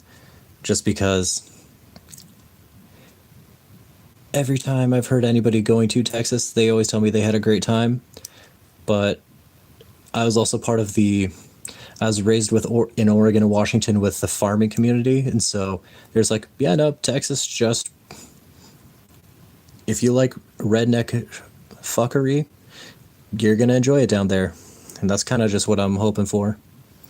Because I could definitely use some more redneck fuckery.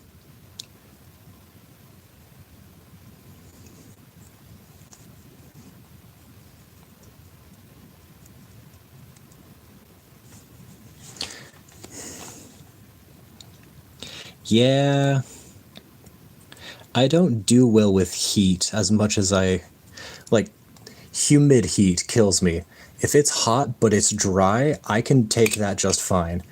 But when it's hot and humid, that's where I start not doing well.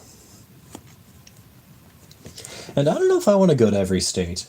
It's definitely a cool idea, but I'm also more of a homebody. I don't like traveling too much.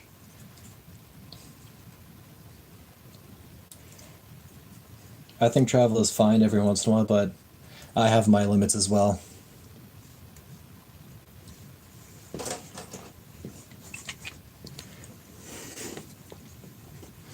You know what? That's fair.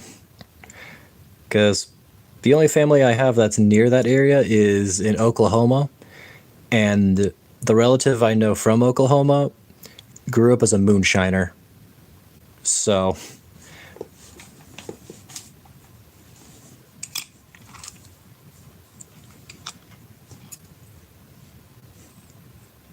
really?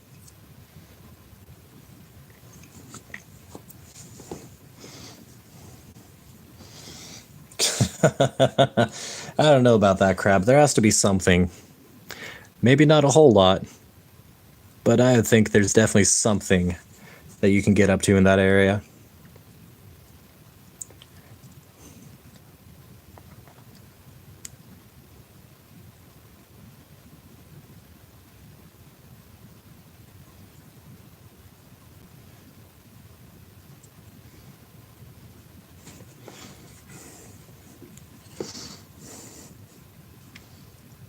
Fair, fair. West Texas gets hot during the day and cold with an hour of the sun setting, unlike East Texas. Really? I mean, Texas is big enough that I shouldn't be surprised by weather variations on different sides. I mean, I live in Oregon where we have 3 biomes depending on which side of the mountains you live on. So, yeah, I guess that makes sense to an extent.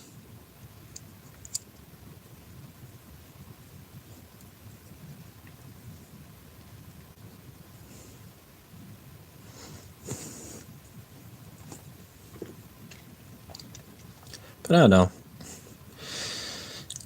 There are definitely some things about Oregon that fill me with pride and others that make me wish I was never a part of it in the first place.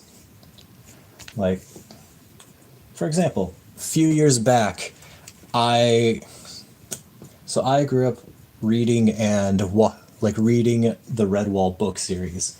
I absolutely loved it as a kid.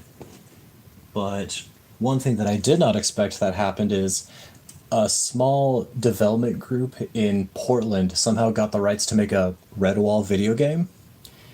And it actually was really fun. I got the early access, like into alpha, to test it. And then when I came back from Mexico, they had fleshed it out a lot more, and it was really fun. I really enjoyed it a lot.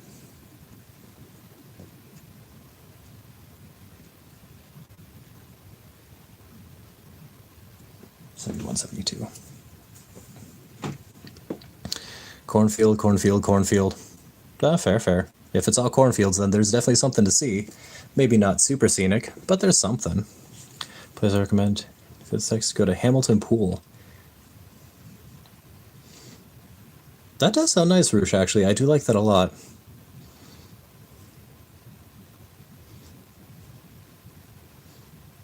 Well, that's fair. I guess it is, yeah. New Mexico and Louisiana, yeah, that makes sense when those are the borders. I definitely forgot that.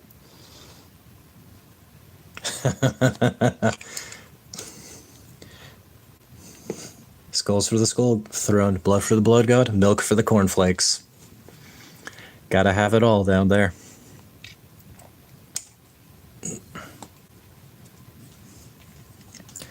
But I'll have to keep that in mind in the future, Roosh, because Hamilton Pool does sound cool.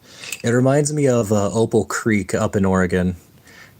It's a hiking trail that used to go to the opal mines that were very active back in the early 1800s. However, eventually they shut down because the mines ran dry. But nowadays, it's a fun hiking trail that you go up and around a bunch of waterfalls, and and a lot of people go swimming by jumping off said waterfalls into some pools. The water is definitely colder because it's glacier fed, but if you don't mind the cold, it is a really fun swim after you go hiking all day. So a lot of people hike it when it's 100 plus degrees and then go swim in the glacier water, and it's a really good dichotomy, and it's really refreshing at that point.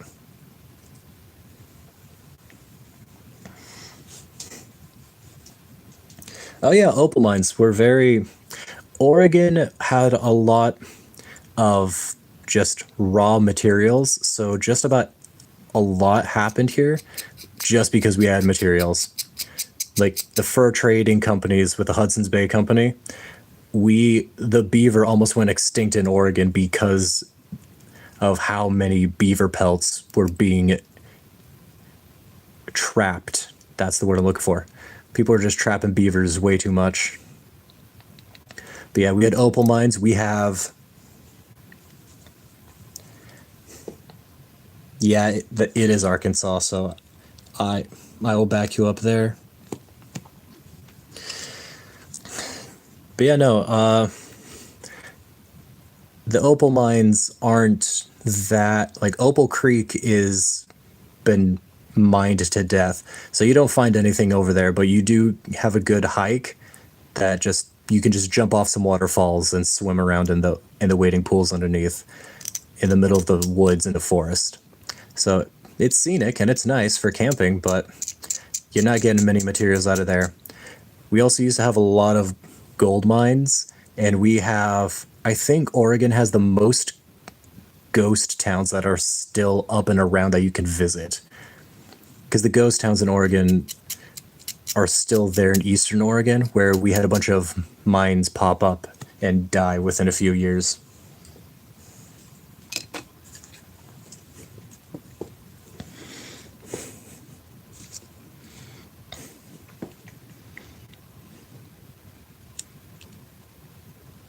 I mean, I'm from Oregon, so I don't have much to say about how other places are, but I definitely have my reservations about going to Arkansas personally.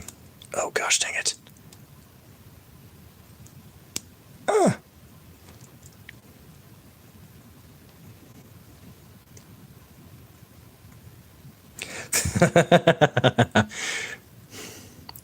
Considering that say that Portland is the witchcraft capital of the world, Crab, Oregonians say both to it.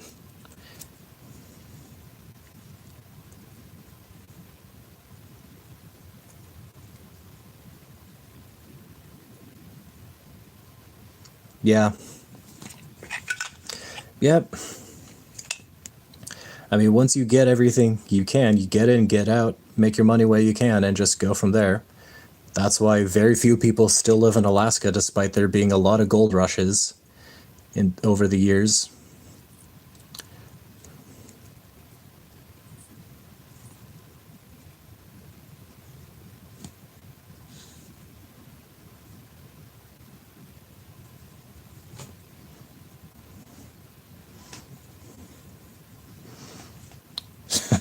The ghost, that's my wife. Yep.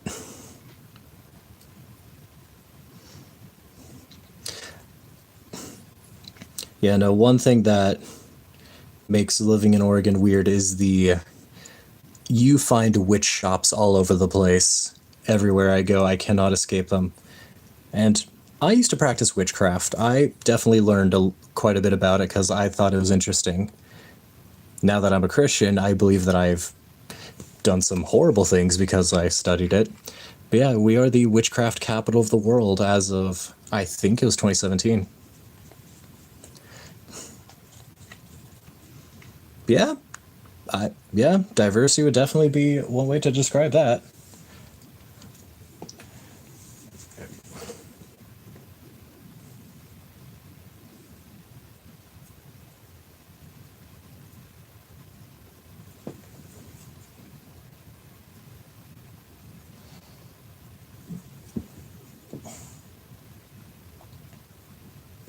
For the arms, I need 74, and I assume 75. Okay, yep.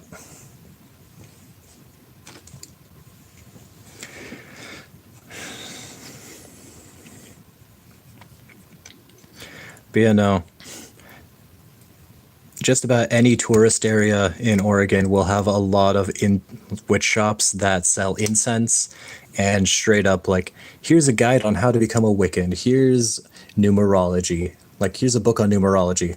I even have a cookbook that's just straight up like the witches like solstice thing where you have different recipes based on your zodiac signs. And the worst part is, and I hate to admit it, but I looked at the recipes for it, and on the zodiac recipes, I am a Capricorn. The Capricorn recipes sounded phenomenal. Yo, I got the same. I got one too. Wait, hold on. I think I know which one you have, Crab, because I have a cookbook by Snoop Dogg as well. It was the funniest fucking thing when I saw it on Amazon, and I knew I had to buy it.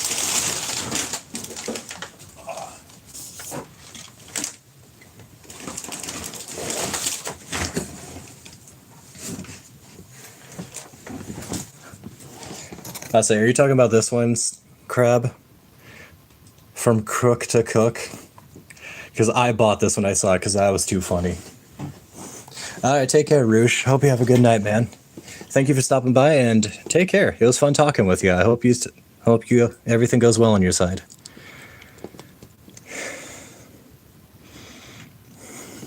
Yeah, I've seen that one. I haven't gotten that one yet. I've only got From Crook to Cook. I've got his first one. And that one I have been excited about.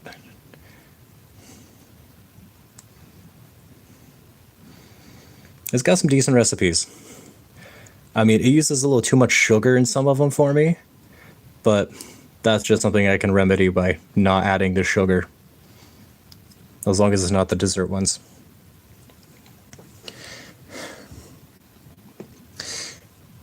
Wiccanism's kind of, from what I've learned and from my friends who are Wiccans, it's an all-female magical cult, is how I would describe it. And I don't mean cult as in to be rude. It's just more of, it is a practice of, it's a practice of witchcraft blending. Gosh, it's hard because Oregon's kind of mixed a lot of things. So you get a mix of the witchcraft with feminism, if that makes sense. That's just kind of how it is. And so it's a little weird. But basically, it's just Wiccanism. I mean, in a way, empowerment. Don't get me wrong. It's just they do have covens. And that's kind of why I say it's kind of cult-ish. Basically, a lot of it is just, it's mostly just herbology. It's herbology and making a few potions. Most of it's just herbal remedies, but then they do have stuff for actual spells and hexes that they cast on people. Which, hey, that's how it is. That's how it goes. As long as they don't throw anything on me, I don't care.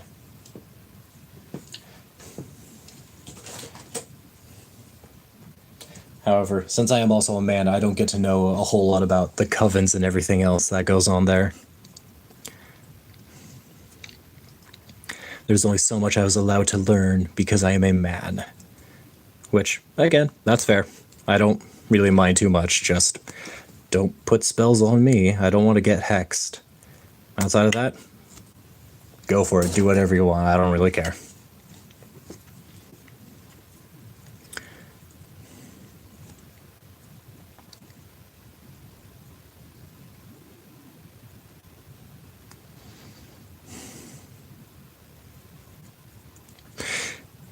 I mean, it kind of is, but that's just... It's hard to explain. It's kind of like...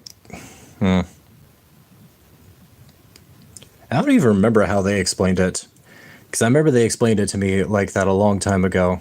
And like why it was that way. But again, I'm trying to remember like the historical reasons and not the modern stuff, because again, in Oregon, the majority of the feminists in Oregon also practice Wiccanism to an extent. And so it's not so much like an ideology that's mixed with other ideologies. So it's kind of weird. Because I'm trying to remember like what's the historically accurate part and what's the Oregon specific strands that have changed some of it. And it's been years since I've looked into it and talked about it that I don't quite remember. I just know that we have a lot of revenue from it. Hell, I'm even part of the problem because my favorite animal is an octopus. Finding anything to do with octopus is weird. But this was a necklace I found at a witch shop. I bought it, took it off the necklace, and put it on my keys. And so I've got just a little octopus pendant to carry with me wherever I go. So I'm definitely part of the problem. I may not believe in their stuff, but it's hard to find anything with my favorite animal on there, so I took what I could get. And I work with that.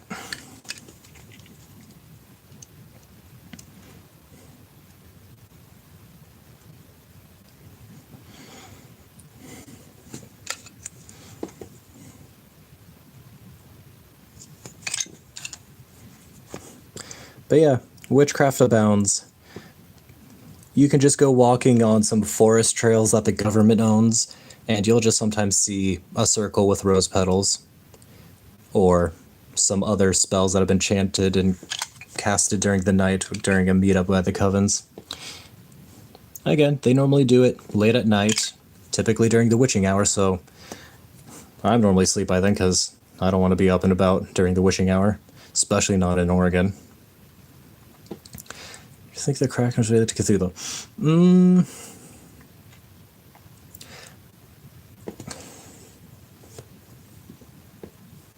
I mean, on a spiritual side of things, with my religious beliefs, I believe I can because I was trained to do exorcisms and to remove spells. However, that's from my religious beliefs that not everybody shares. So I believe I can do something about it and that other worthily ordained and trained people in my church can. But I'm kind of I'm a very laissez-faire kind of Christian, because even if I see somebody sinning, I'm not going to tell them to stop because God gives them the right to choose. I don't have to engage with it publicly. I don't want to be with it or around it, but I'm not going to stop somebody from causing their own damnation either, kind of thing. But again, that's just a very, very general statement, because it's really nuanced on how witchcraft affects my personal life and everybody else around me. Kraken related to Cthulhu, hard to say, because I can see a case being made either way. I haven't really done a lot of studies into it to really say yay or nay, so I would not know what off the top of my head, one way or another. But I can definitely see a case being made either way.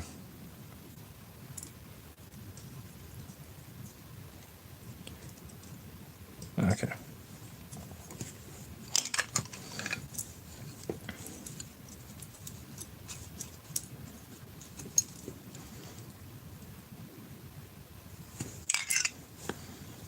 Ah.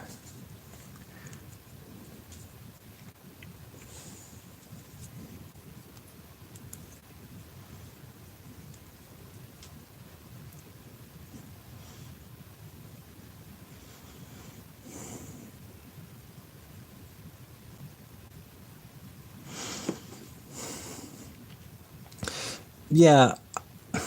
No, that I think that's very respectable of you.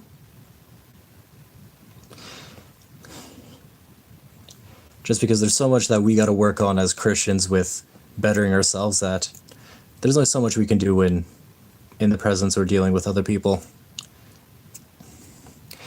Optimus Prime beat Cthulhu in a comic. I did not know this, but that sounds exactly like something the Transformers writers would try and do at least once. Like, that very much makes sense. I can see that being a thing.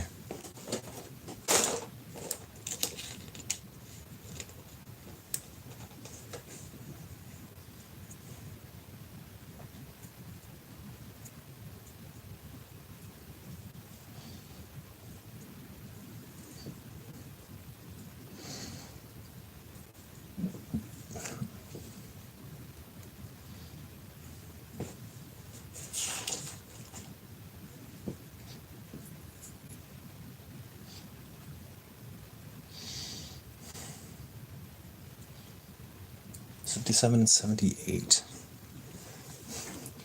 What? Aw, that's so dumb to retcon. Why can't Optimus have beating Cthulhu on his repertoire? That's so much cooler. Who did they give it to? Who got it if Optimus isn't allowed to have that?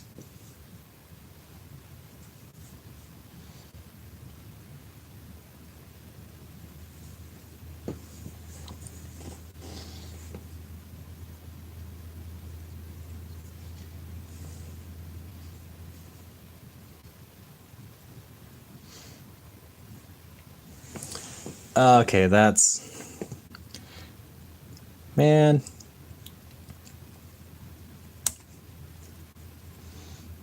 Okay. Somehow that checks out and that makes sense, but I agree with Bulbacu there, that's a bra moment.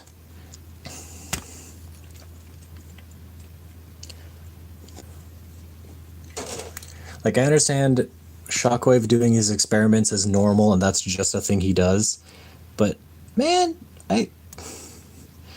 it's kind of dumb that destroying a cosmic horror doesn't get to go to Optimus Prime. I know he'd probably beat other things that were stronger than him and they power scaled him into the universe, but still, just putting beat Cthulhu on a resume just kinda sounds cooler.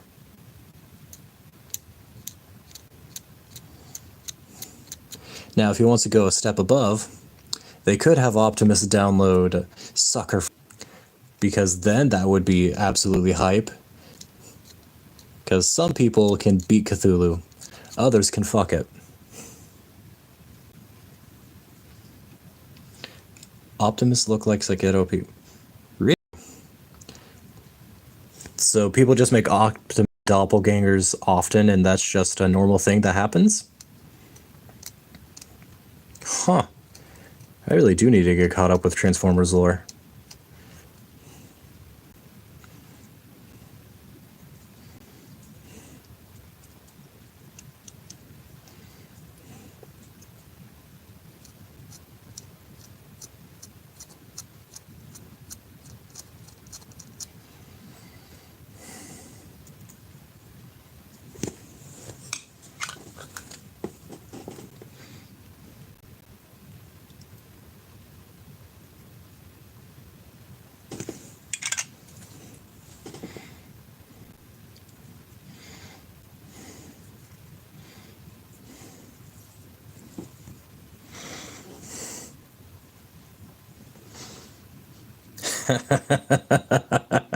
It's all good, Wolcue. I think I'm gonna be calling it a night too, because it's 1:09 in the morning for me, and technically I have, even though I have my day off tomorrow at work, I'm supposed to come in for a meeting. So yeah, I think I'm just gonna glue a few more parts onto this guy, and I think I'm gonna call it a wrap soon as well, because I'm starting to feel in my shoulders. I don't have a good chair for streaming and all this, so I can only go about 2.5 hours or so maximum. But thanks for stopping in, man. It was good talking with you, and especially for all the food hot takes. But I hope you have a good night, and I'll see you later. God, Ginrai, Leo Convoy, Optimus Primal, the OG Optimus, Hearts of Steel lookalike, Nemesis Prime, the list goes on. Huh. That is a list and a half. Okay. Goodness gracious, I really am going to fall behind on everything.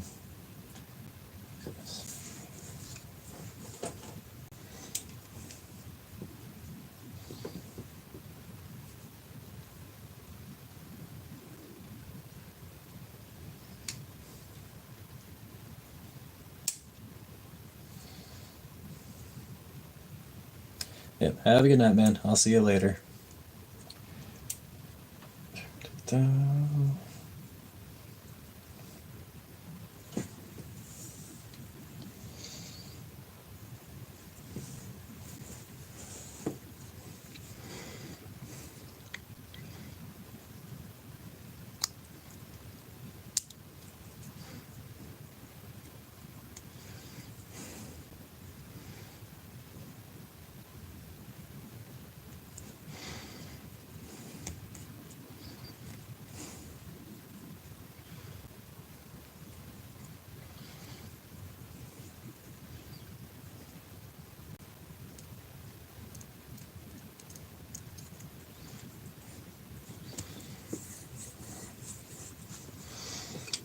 Not to mention the 13th prime for the age of the primes toy line is not a prime look-like, being a star convoy live. Huh.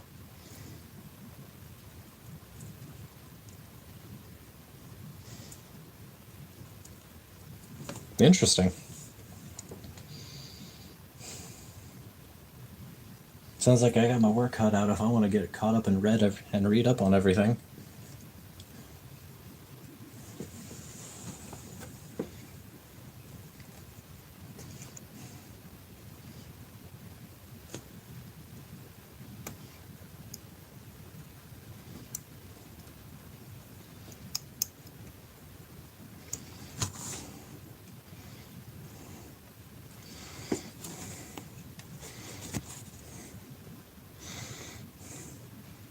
Ultra Magnus. I'm gonna be honest, I don't recognize the name Ultra Magnus at all.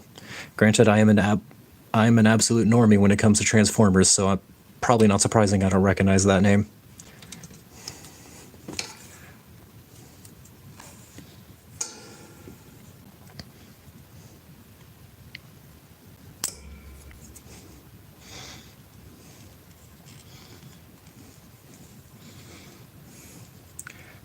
Okay, come on now. Come on, give me up. There we go.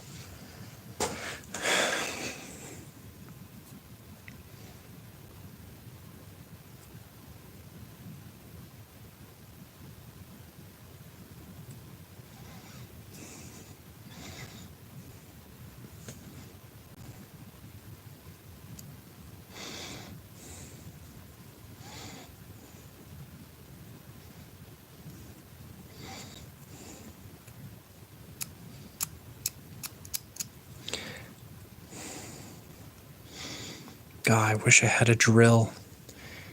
That's so weird.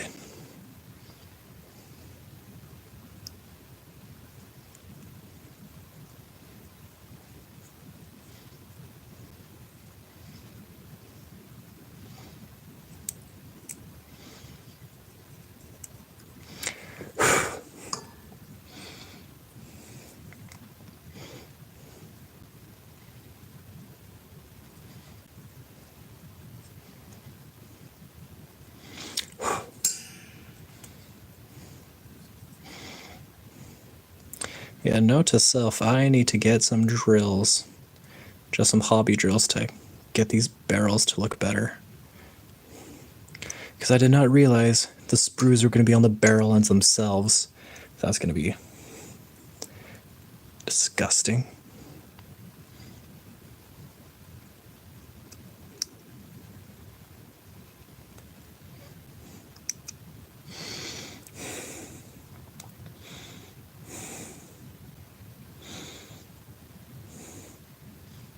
Oh, okay.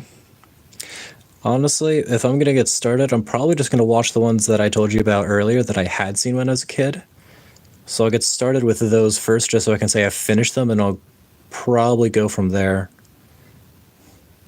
Because I know you gave me a lot of suggestions earlier in our Twitter DMs, so I was planning on going to consult those for once I finished my nostalgia ones.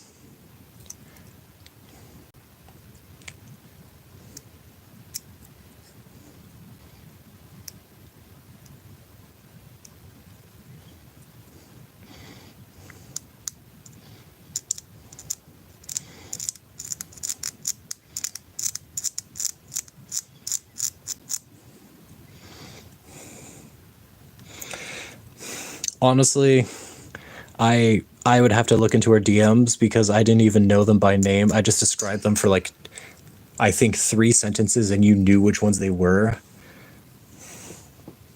which impressed the hell out of me. But yeah, I don't quite remember them.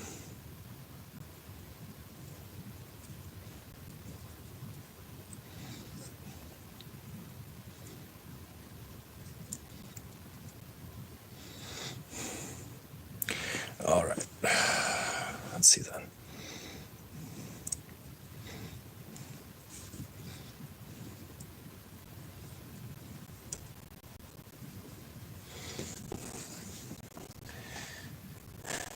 78, then I need to build the boxes, so 80 and 79. Okay.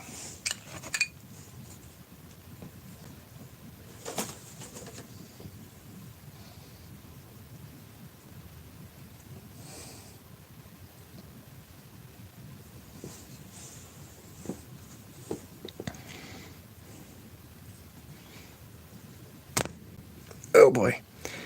That kind of scared me because I thought I was going to slice into my finger again. Because I've already got a hole in this finger because when I was moving things around on my desk, the handle on this felt like some of my other mechanical pencil and pens. And so out of habit, I went to go click it. Yeah, hence, you don't see it too well, but there is a dark spot where the scab formed inside my finger. So, be careful, kids, and don't fall into habits, or else you're gonna really regret it. Especially because where I work, I have to wash my hands every few minutes, it seems. That, goodness gracious, it burned whenever I was at work. Animate NG1. I think that's what, yeah, I think that's it too. But yeah, I was going to start by watching it, getting caught up on those first, and then I was going to go with the suggestions you sent afterwards and around them. Because I trust anybody who's got as much knowledge about it as you do, that you would have good opinions and know which series are definitely worth my time. At the very least, I'm taking you as an expert opinion, so.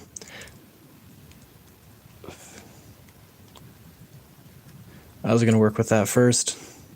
However, I also just need to start watching things in general again because I have been slacking on that front.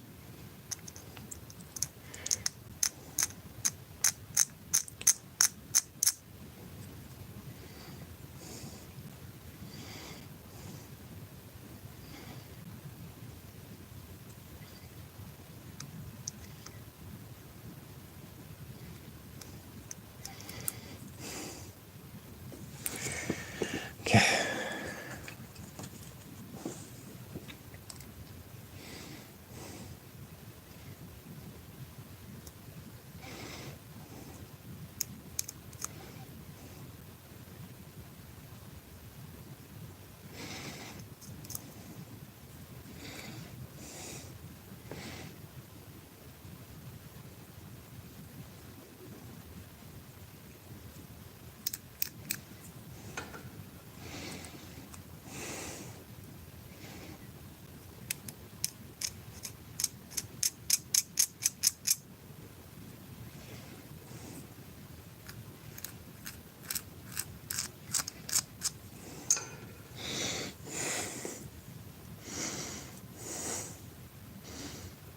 Really?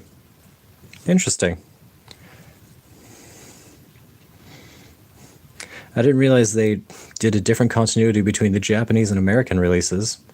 That is a choice they made.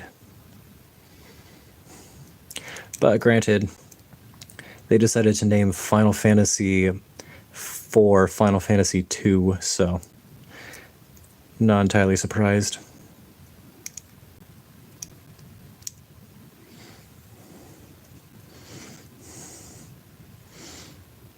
Oh, okay.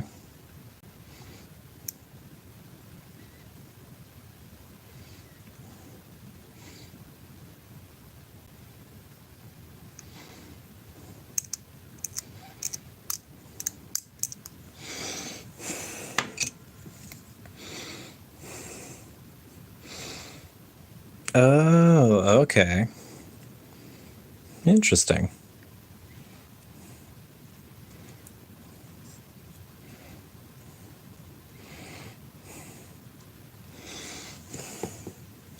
Is that ball supposed to stay on there? I guess it does, okay.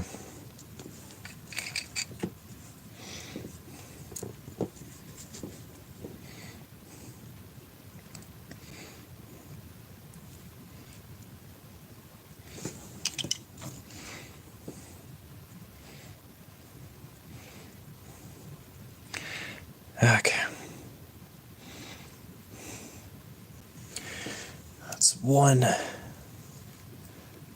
of the boxes built. What's the other one? 86, 85. Okay.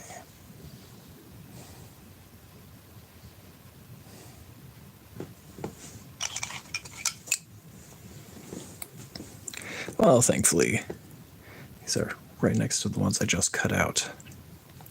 So not too hard to find.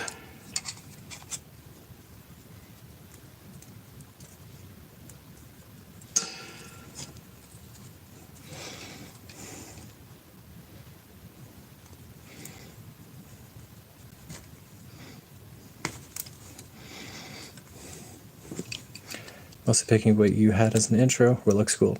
Yeah, no, that's fair.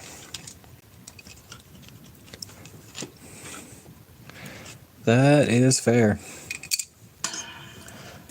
I just decided I'd stay loyal to nostalgia for nostalgia's sakes and start with that first and then go from there.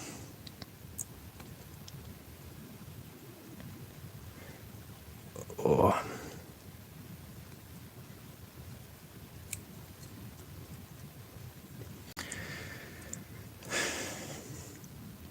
Really?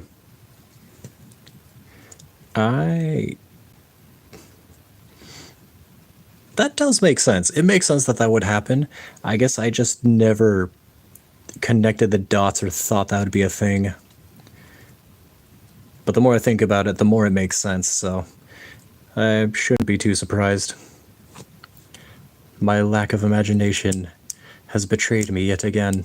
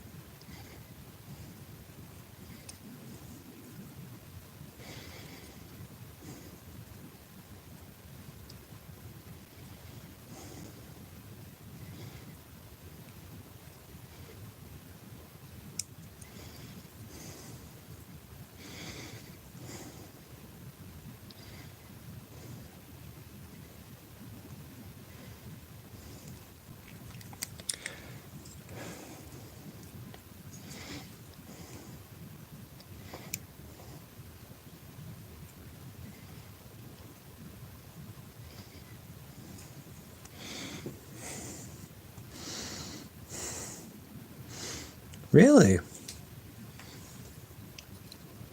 Interesting.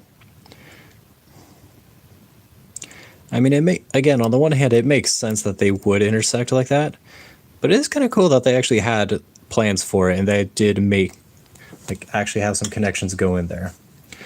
I remember being a kid and thinking that whenever anybody, from two separate series ended up working together for XYZ reason, I remember thinking it was cool at the time.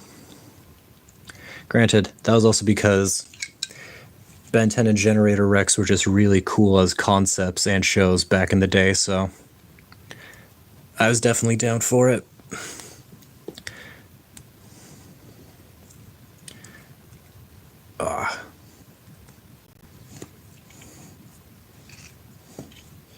Okay, and this side goes on which side again? Pardon me, you just gotta look at the instructions to remember. So it is 86, 85 on that side. Okay.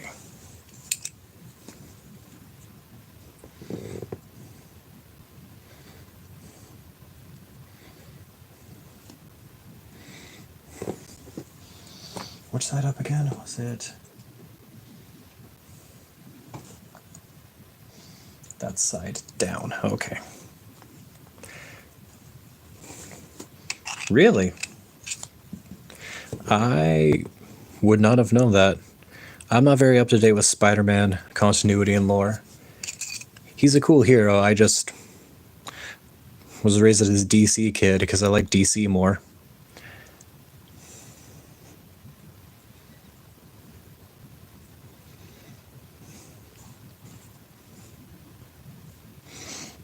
I mean, fair. I wasn't born back then, but still. They did reruns for the old comics, so if I had paid more attention or watched more things, like watched the reruns, I probably would have actually seen a decent amount of it, even though they were a bit older. I realized I just made a mistake that I'm gonna have to carve away. I didn't carve away the bottom part of that sprue on the backpack. Alright, that's gonna be an adventure for another time after the glue settles in. Okay.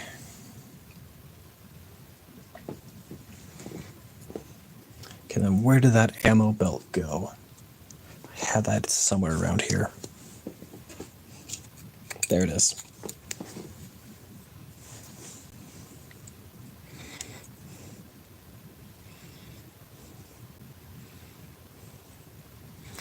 Oh, that's weird. It almost but doesn't quite connect there. Oh, that's so weird. Okay. We're gonna get fancy with this glue then.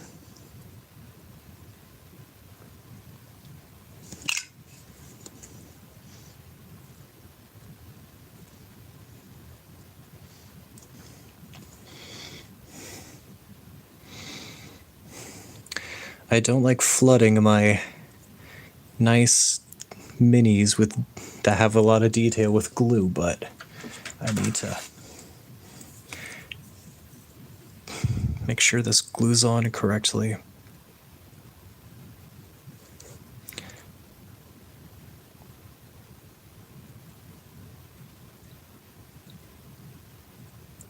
And hope that this glue applicator helps me with removing the extra crap.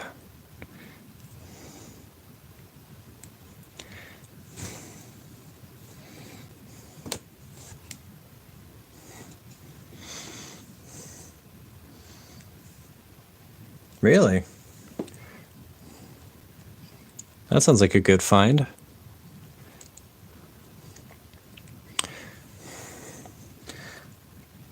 Blowkeys, though. Is Blowkeys like a name of a group, a toy company, or is it like a name of a character?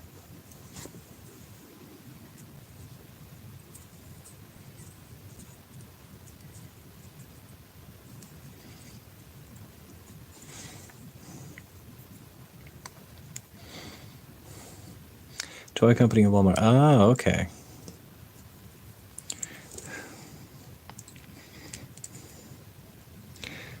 I need to bend this.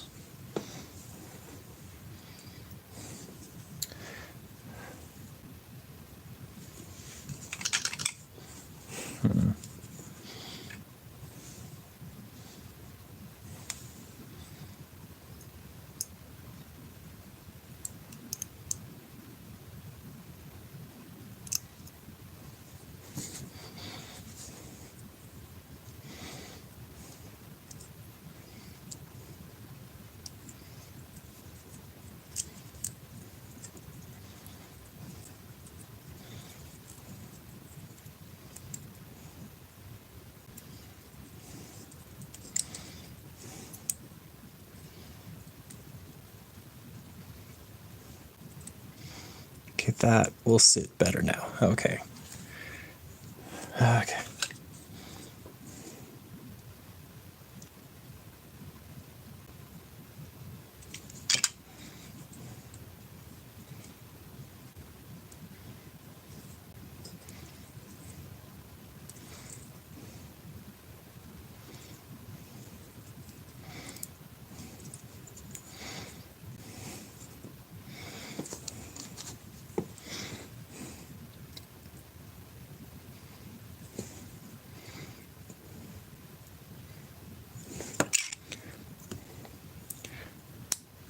There we go.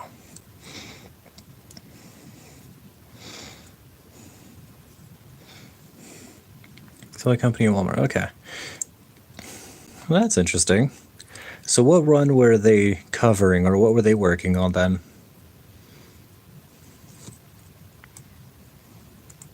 I also got Sesame Street, Ultraman, and something called Hero Spire. Really? Interesting.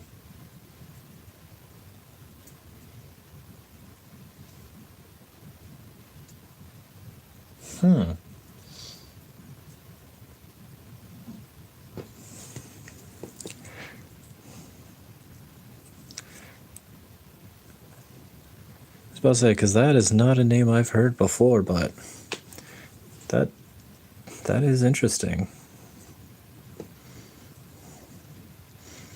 Ah, okay.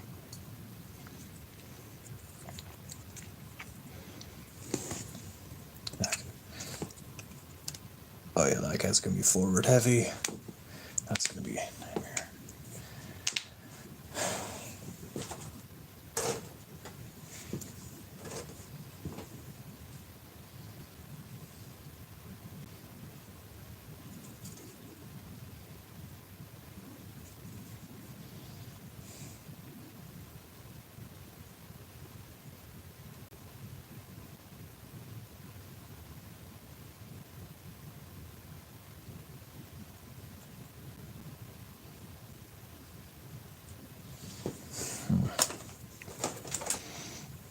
As well as the Rise of the Beast lines. Okay.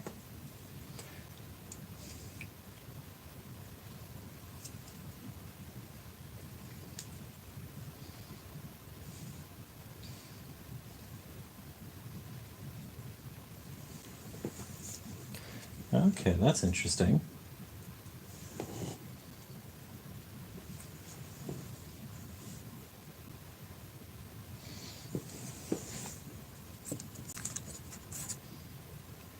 Oh, I already put it on. Okay, never mind.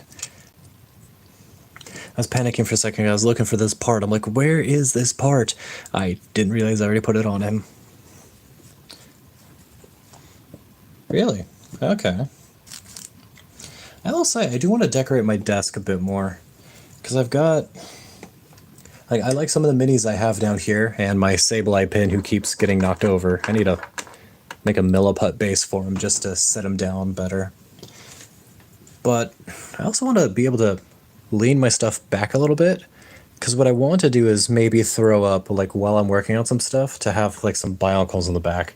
Because I've got a Rudaka and a Diki set that I have built and posed up in the back on my shelf, but I don't have much use right now for them.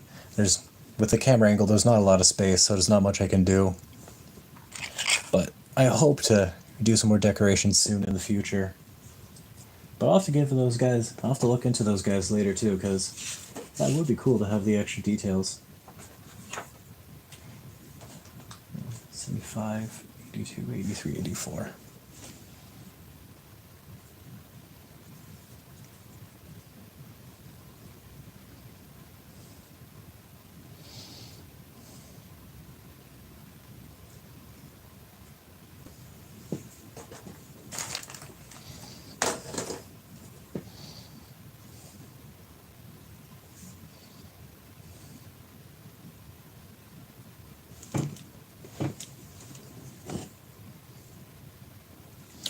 Two 83, 84.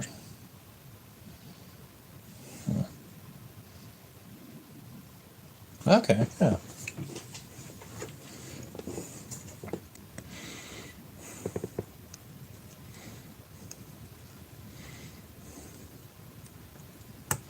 Alright, so immediately on this kit, there's something I am a little annoyed about because I'm going to have to buy clippers in the future to deal with these kits. Having a sprue so close to this hose scares the ever-loving crap out of me for how I'm going to get that off nice and evenly without damaging it. That is a choice Games Workshop made, and it's not one I necessarily appreciate personally. Because, oh, that's so scary to carve away at.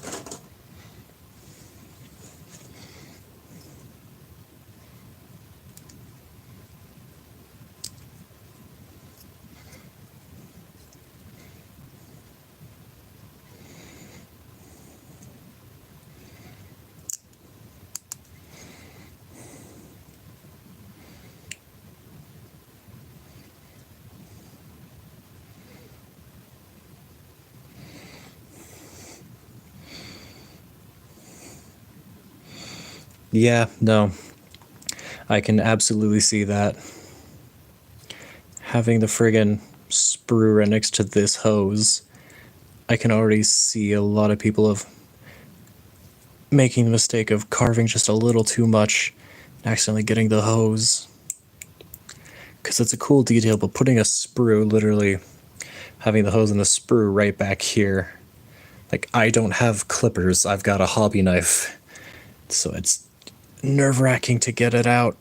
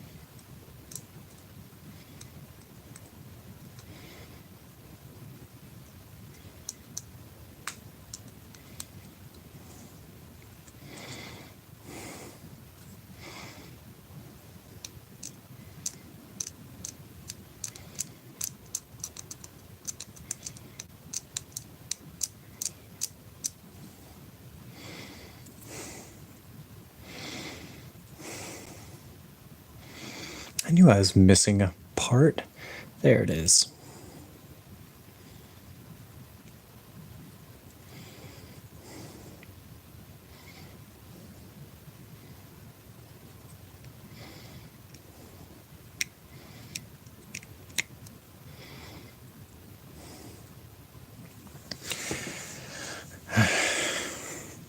You used clippers and absentmindedly did it. Yeah, that makes sense. Yeah, just with the positioning they have, I wouldn't be entirely surprised if a lot of people clipped it. Because that's how a newer sprue like this handles, with having a sprue in the back right next to a small little hose that you can easily trim. I wouldn't be surprised if they did that with their other sprue kits. Annoying, very unfriendly, but that's just how it goes sometimes.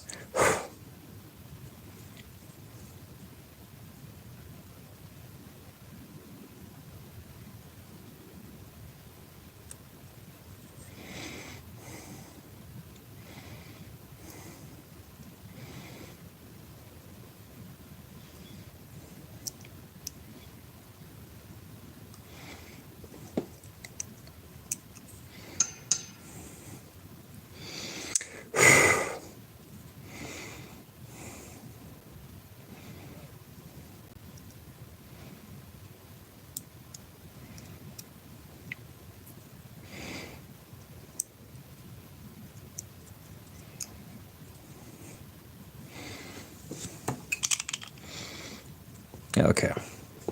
Kind of drilled out the barrel as best as we can. Just gonna go like this. So that. How are the hoses gonna double back?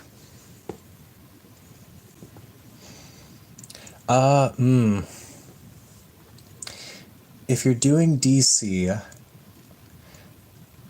it's kind of tricky, because from the 2010s to like 2020, they did a series of movies that was a very dark take on the Justice League, where they technically lose in the end and have to and then they reset the universe because they take heavy losses fighting against Darkseid. That's a good one, though. I do recommend it because they have a lot of good moments with the Bat family being behind most of everything. That one's really good. If you want to see some very not common DC characters, I would definitely say Young Justice Season 1 and 2 are really good. Season 3 drops the ball by focusing on other stories, and Season 4 just kind of is okay. But I'd recommend Season 1 and 2 of Young Justice because they set up and follow through with everything really well. Season 3, everything to do with the metagene kind of sucks, and the new characters they introduce, but everything else was actually fairly decent. And then Season 4 is basically the same. But Young Justice would be decent to look into. The Batman series from 2004 is a really good Batman series. The art style can be a little weird to people because they did more of a futuristic setting, but that one I recommend it a lot just because it is really good. It's fun, it's more campy, but it's also very serious because they show Batman doing detective work, which is why I always recommend it. Because the great detective actually being a detective is actually fun. Oh, okay, yeah.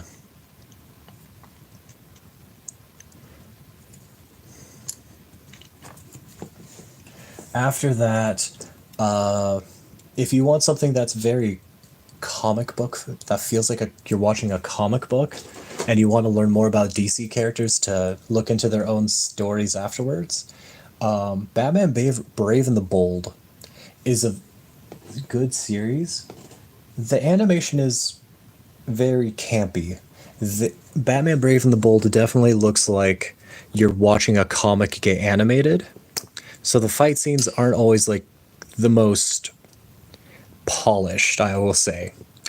But the reason why Brave and the Bold is so good is because it shows Batman working with other DC heroes, that you kind of find other heroes through their backstory and learn about them a little bit, and then you can look into everything else after that. It's how Blue Beetle became one of my favorite superheroes of all time, because Blue Beetle is in episode 1 of Batman Brave and the Bold. That introduced me to his storyline, his character, and I got hooked into it, and so I started looking into everything after that. But I would say that's just a good starting point for DC stuff, just because everybody wants to see Batman in action. Brave and the Bold is him teaming up with other people to deal with threats, and then you get an introduction to their characters and like how they typically are. So if you want to learn more about that one character, you can look into comics that feature them. So that's definitely a series I would recommend, just because, oh, trust me, a fun story I told recently is that when I was cleaning my desk and moving things around, because I also draw and paint on canvas and stuff, I thought this was a pen by the way this handle feels. So when I grabbed this, I absentmindedly went, because I just replaced the blade, and I went to click it. So I now have that scab and hole in the middle of my finger. So I appreciate the concern, but yeah, I am an idiot who will absolutely cut himself, not on purpose.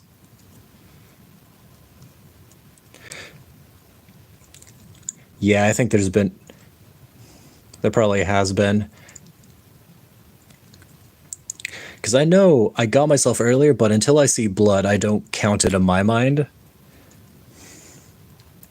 But I'm pretty sure I definitely poked myself a few times.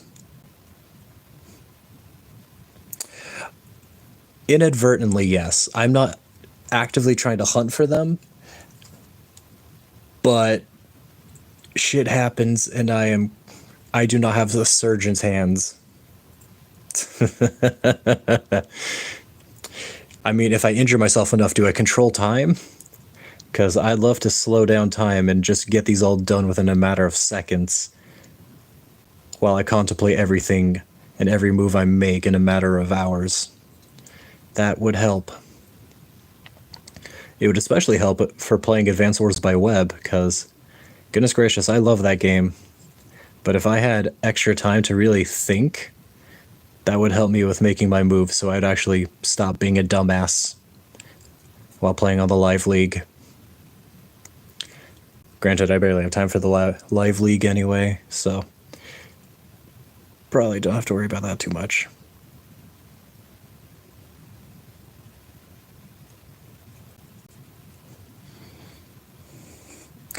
Absolutely, I am always here for hot takes, because I will debate and fight anybody on things, because I am quite curious. That hurts my soul. That hurts my soul. Now, I can see why people like the Blue Beetle movie. It's not true to the typical character origin or how the stories normally go with Blue Beetle, but I can see why people would like the Blue Beetle movie. Because at the end of the day, if it wasn't Blue Beetle but another hero doing a team up with his family, that would work really well. I just did not like it because they made him more of Iron Man, but DC. So part of Blue Beetle is that in the new movie that they did, they kind of took away the issue that typically happens. So to lore dump a little bit about Blue Beetle, the armor and the scarab Blue Beetle have is from a alien race that conquers the rest of the world by sending a scarab that will take over the host of a representative of that species, who becomes a good person and leads the way for that alien species to invade and incorporate that planet into their empire. And so the main issue is that the scarab and the armor is a conqueror. It is not there to be a hero. It's not there to stop you from only injuring people. It's there to kill and maim and to conquer its way. And the problem is Jaime Reyes, when he gets the armor, it happens in an explosion and he doesn't ask for the power. It just latches onto him and attaches to his spine so he can't remove it. The issue is the scarab can talk, but it's a sadistic murderer. It is a conqueror that wants him to murder and kill everybody. So Jaime, who gets the attention of the Justice League or some other superhero like Batman will just straight up say, okay, you have this power. If you want to be a hero and do the right thing, you need to learn to control it and not kill. But in the back of his mind, every time Jaime uses the armor says, you are losing this fight. Allow me to take over. I will kill your enemies instantly.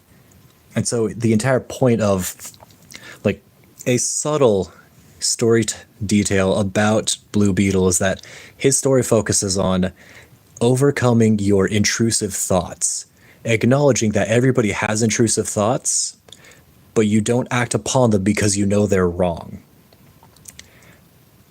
And with the new Blue Beetle movie, they kind of made it more of like a peppy Jarvis type AI in the armor, which is fine, but it takes away from the underarching story of we have dark thoughts, we have dark ideas.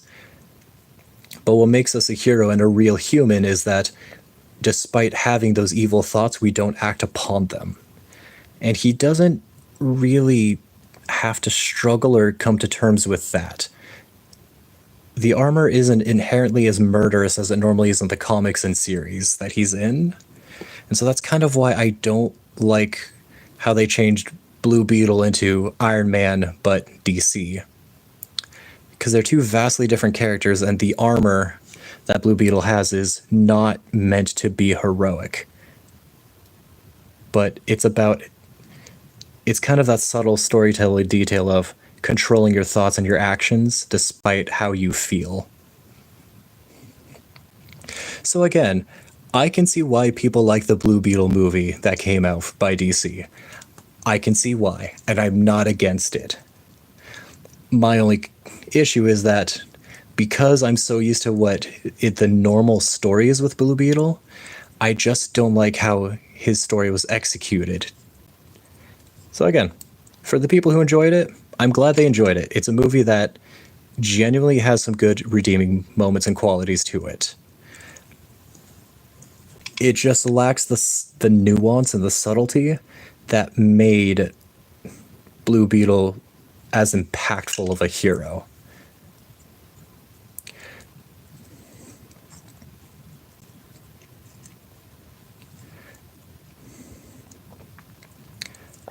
But, oh boy. Oh, I can feel the belt not fighting me on every turn of this. Oh no. Oh, I should have done the other side first. But yeah, that's kind of why I didn't like the Blue Beetle movie too much. It's fun and it has good moments. It's just not typical of the character to the degree that I'm used to or that I came to call as my favorite superhero from DC. Yeah, they really do. DC live action really just, they're a masterclass in character assassination. And it really is hard because with a lot of the animated movies and such, they have more time, and a lot of the movies normally have a guaranteed tie-in whenever they do like the animated movies. For the live action stuff, it's kind of a one and done. Unless it does super well, then they can get more people doing it. But it's not an easy thing to... It's not normally a slam dunk. So I can see why the live action DC movies haven't done well. That doesn't mean I excuse them at the slightest. They can definitely do better, they just don't. But with studio interference from corpos, producers, and execs, I'm not entirely surprised. Because nowadays, everything has to be Marvel. And I came to DC because I was an edgy teenager who liked the darker stories. Marvel does have darker stories, but they don't... They're just not as overtly dark, I will say. Not the typical ones, at least. Because as a kid, I didn't get far into Marvel stuff, because Marvel has some messed up stories, origins, and heroes, don't get me wrong. But Batman was edgy, I liked Edge. And that's just how that's just kind of how I fell into things back then. Alright, we're almost done with this guy. Shoulder pads and now the missile launcher. Oh, ow, my neck. Huh, who would have thought? Hunching over like a shrimp is a bad idea.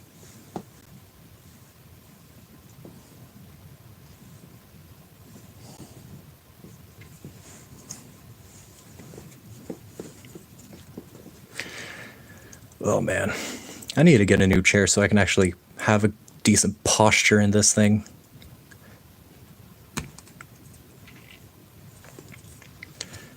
Because I gotta hunch over if I want to do just about anything right now. And it's definitely not good for my back.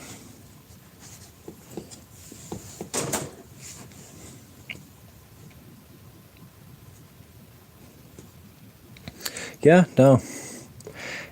It's kind of why, for the live-action Batman movies, some of them are good to an extent. The problem is Batman is so nuanced in what his character is that a lot of series don't get the time to fully explore or expand on it. Like, he's the world's greatest detective, but how many actual movies have him doing the actual chemistry, lab work, and detective work that he's known for? Instead of just having him go, yeah, I solved it off screen. I found out about this. This is what I'm doing. You don't get those subtle interactions where he's figuring things out as well as he could. But on the other hand, he's also a professionally trained ninja from the League of Shadows who knows how to kill somebody but refuses to kill. But he's really good at fighting and he knows every single martial art. And he's also a billionaire playboy socialist who spends his days gallivanting about with money, trying to show off and have people have a public image and thought of him to ensure that nobody thinks he's actually Batman. It's a very complex character that when you only have an hour to maybe 3 hours maximum to portray, it's hard to get all of those down in a detail that people actually relate to and understand. So, doing a Batman adaptation is just difficult.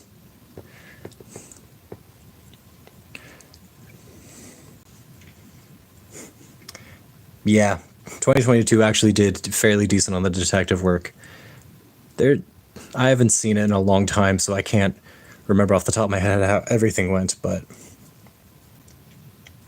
yeah, Batman's a very versatile character, and it's hard to take somebody that versatile and then get it right in the right amount and mixture.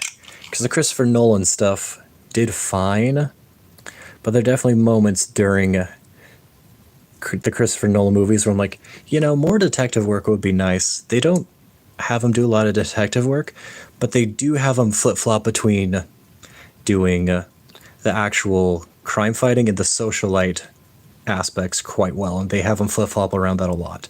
And that I did appreciate. He just didn't they just didn't have enough time for the detective work as in-depth as you would hope.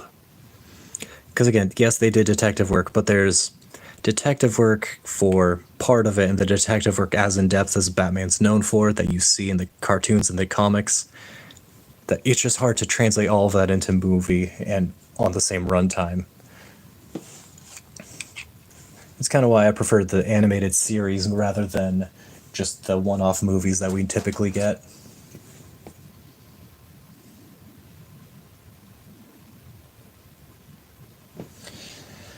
Okay. Now for some shoulder pads. Alright, just forgive me if this is a sin, but I'm just gonna wobble these off. Because thankfully these are a bit easier to wobble off. And any damage on the pauldrons is just battle damage, so I don't worry, I don't stress too much about getting them perfect.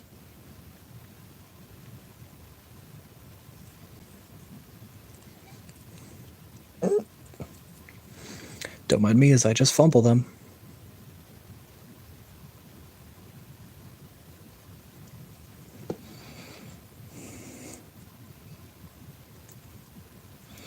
Oh yeah, no. The Batman series is probably my favorite animated Batman series because of how well they did the detective work on him. They really balanced the character well, that I definitely appreciated it a lot more. Because there's a lot of, granted they had what was it, 5 seasons, I think? So they were able to really flesh out the entire character and everything around him. Sure, it definitely wasn't easy. I would imagine there were many hours spent in the writer's room. But it was worth it, because the quality there definitely shows, because they have a really well-rounded Batman.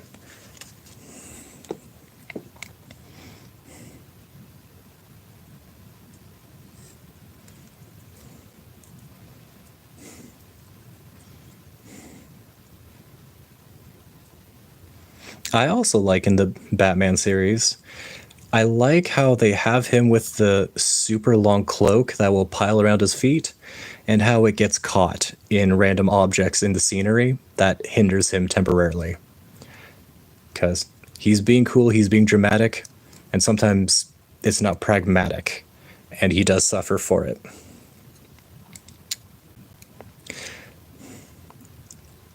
The Silver Age Joker. Silver Age Joker is definitely, he has his good moments, and in that series, I think they did well for him. I think they did a good job adapting what the Silver Age Joker was allowed to do. So, yeah, he is a good one. So I don't fault you there, because I definitely like him too.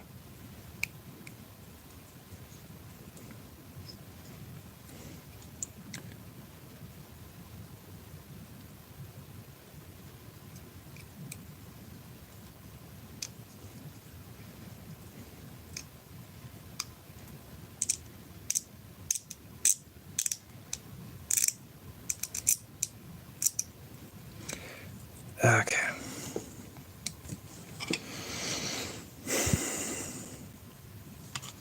Okay, now I'm going to consult the instructions again because I don't remember. These pauldrons are typically supposed to be... Okay. So my memory's mostly working. I'm just going to do it how I remember.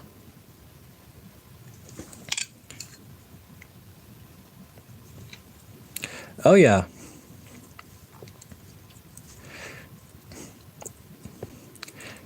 In the Batman, they definitely did a good job of doing Silver Age Joker and his typical shenanigans.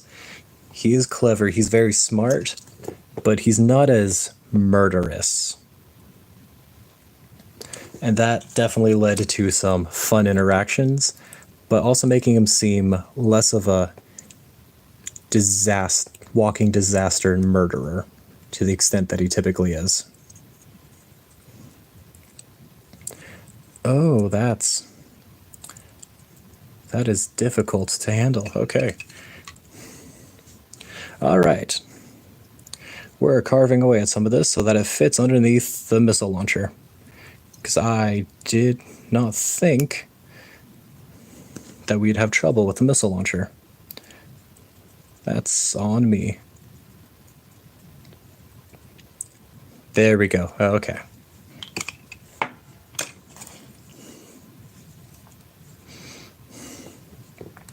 The thing is with Joker, I prefer Gold and Silver Age. I don't like the Bronze Age Joker that is the typical one that most people know of. Because when I say Bronze Age Joker, I'm essentially referring to like the era in comics of when Joker was a different type of character and villain. Golden Age, he was a mafia boss who just wore a clown face, essentially. Silver Age, he was more of a prankster and a Joker who would just rob the bank. Bronze Age is more of Heath Ledger, where he's a murderous psychopath. Now, Bronze Age is good, but it's kind of overdone, in my opinion, because Heath Ledger was really good. He gave a phenomenal performance, and he definitely made Joker a terrifying threat. My only issue is that because of that, everybody wants the Heath Ledger Joker when that's not even like what the Joker originally was. Silver Age is very fun if you want like a cartoon villain. And then Golden Era is where he's the most, in my opinion, the most credible threat as a Joker. But that's also just because there's vastly wild and different things that go on with Joker in general that it's kind of hard to keep up with everything. Okay. Let's see, for that guy, I might add the extra leg armor.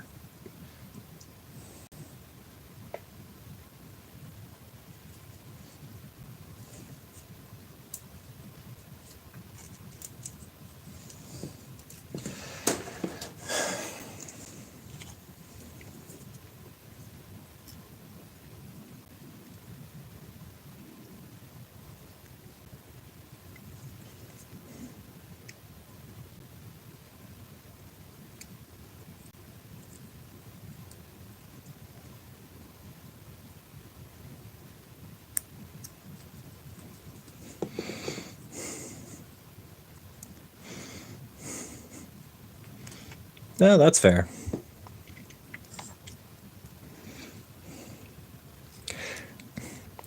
I think Silver Age is the fun Joker that is allowed to be different. Because Golden Era, he's a very serious mob boss. Silver Age is where Joker gets the fun toys. He gets the fun schemes, the fun, wacky inventions and weapons that he's known for. So I think Silver Age is very good. I think incorporating Silver Age Joker into everything, no matter what era you're going for, is better for the character. So I definitely don't fault you in the slightest there, because I would definitely go for it. That won't work there. No, that's the wrong leg too. Okay. Gosh dang.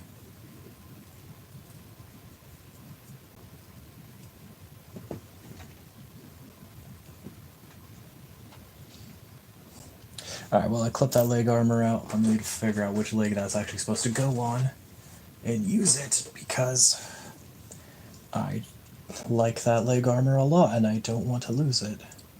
But then, where are the legs?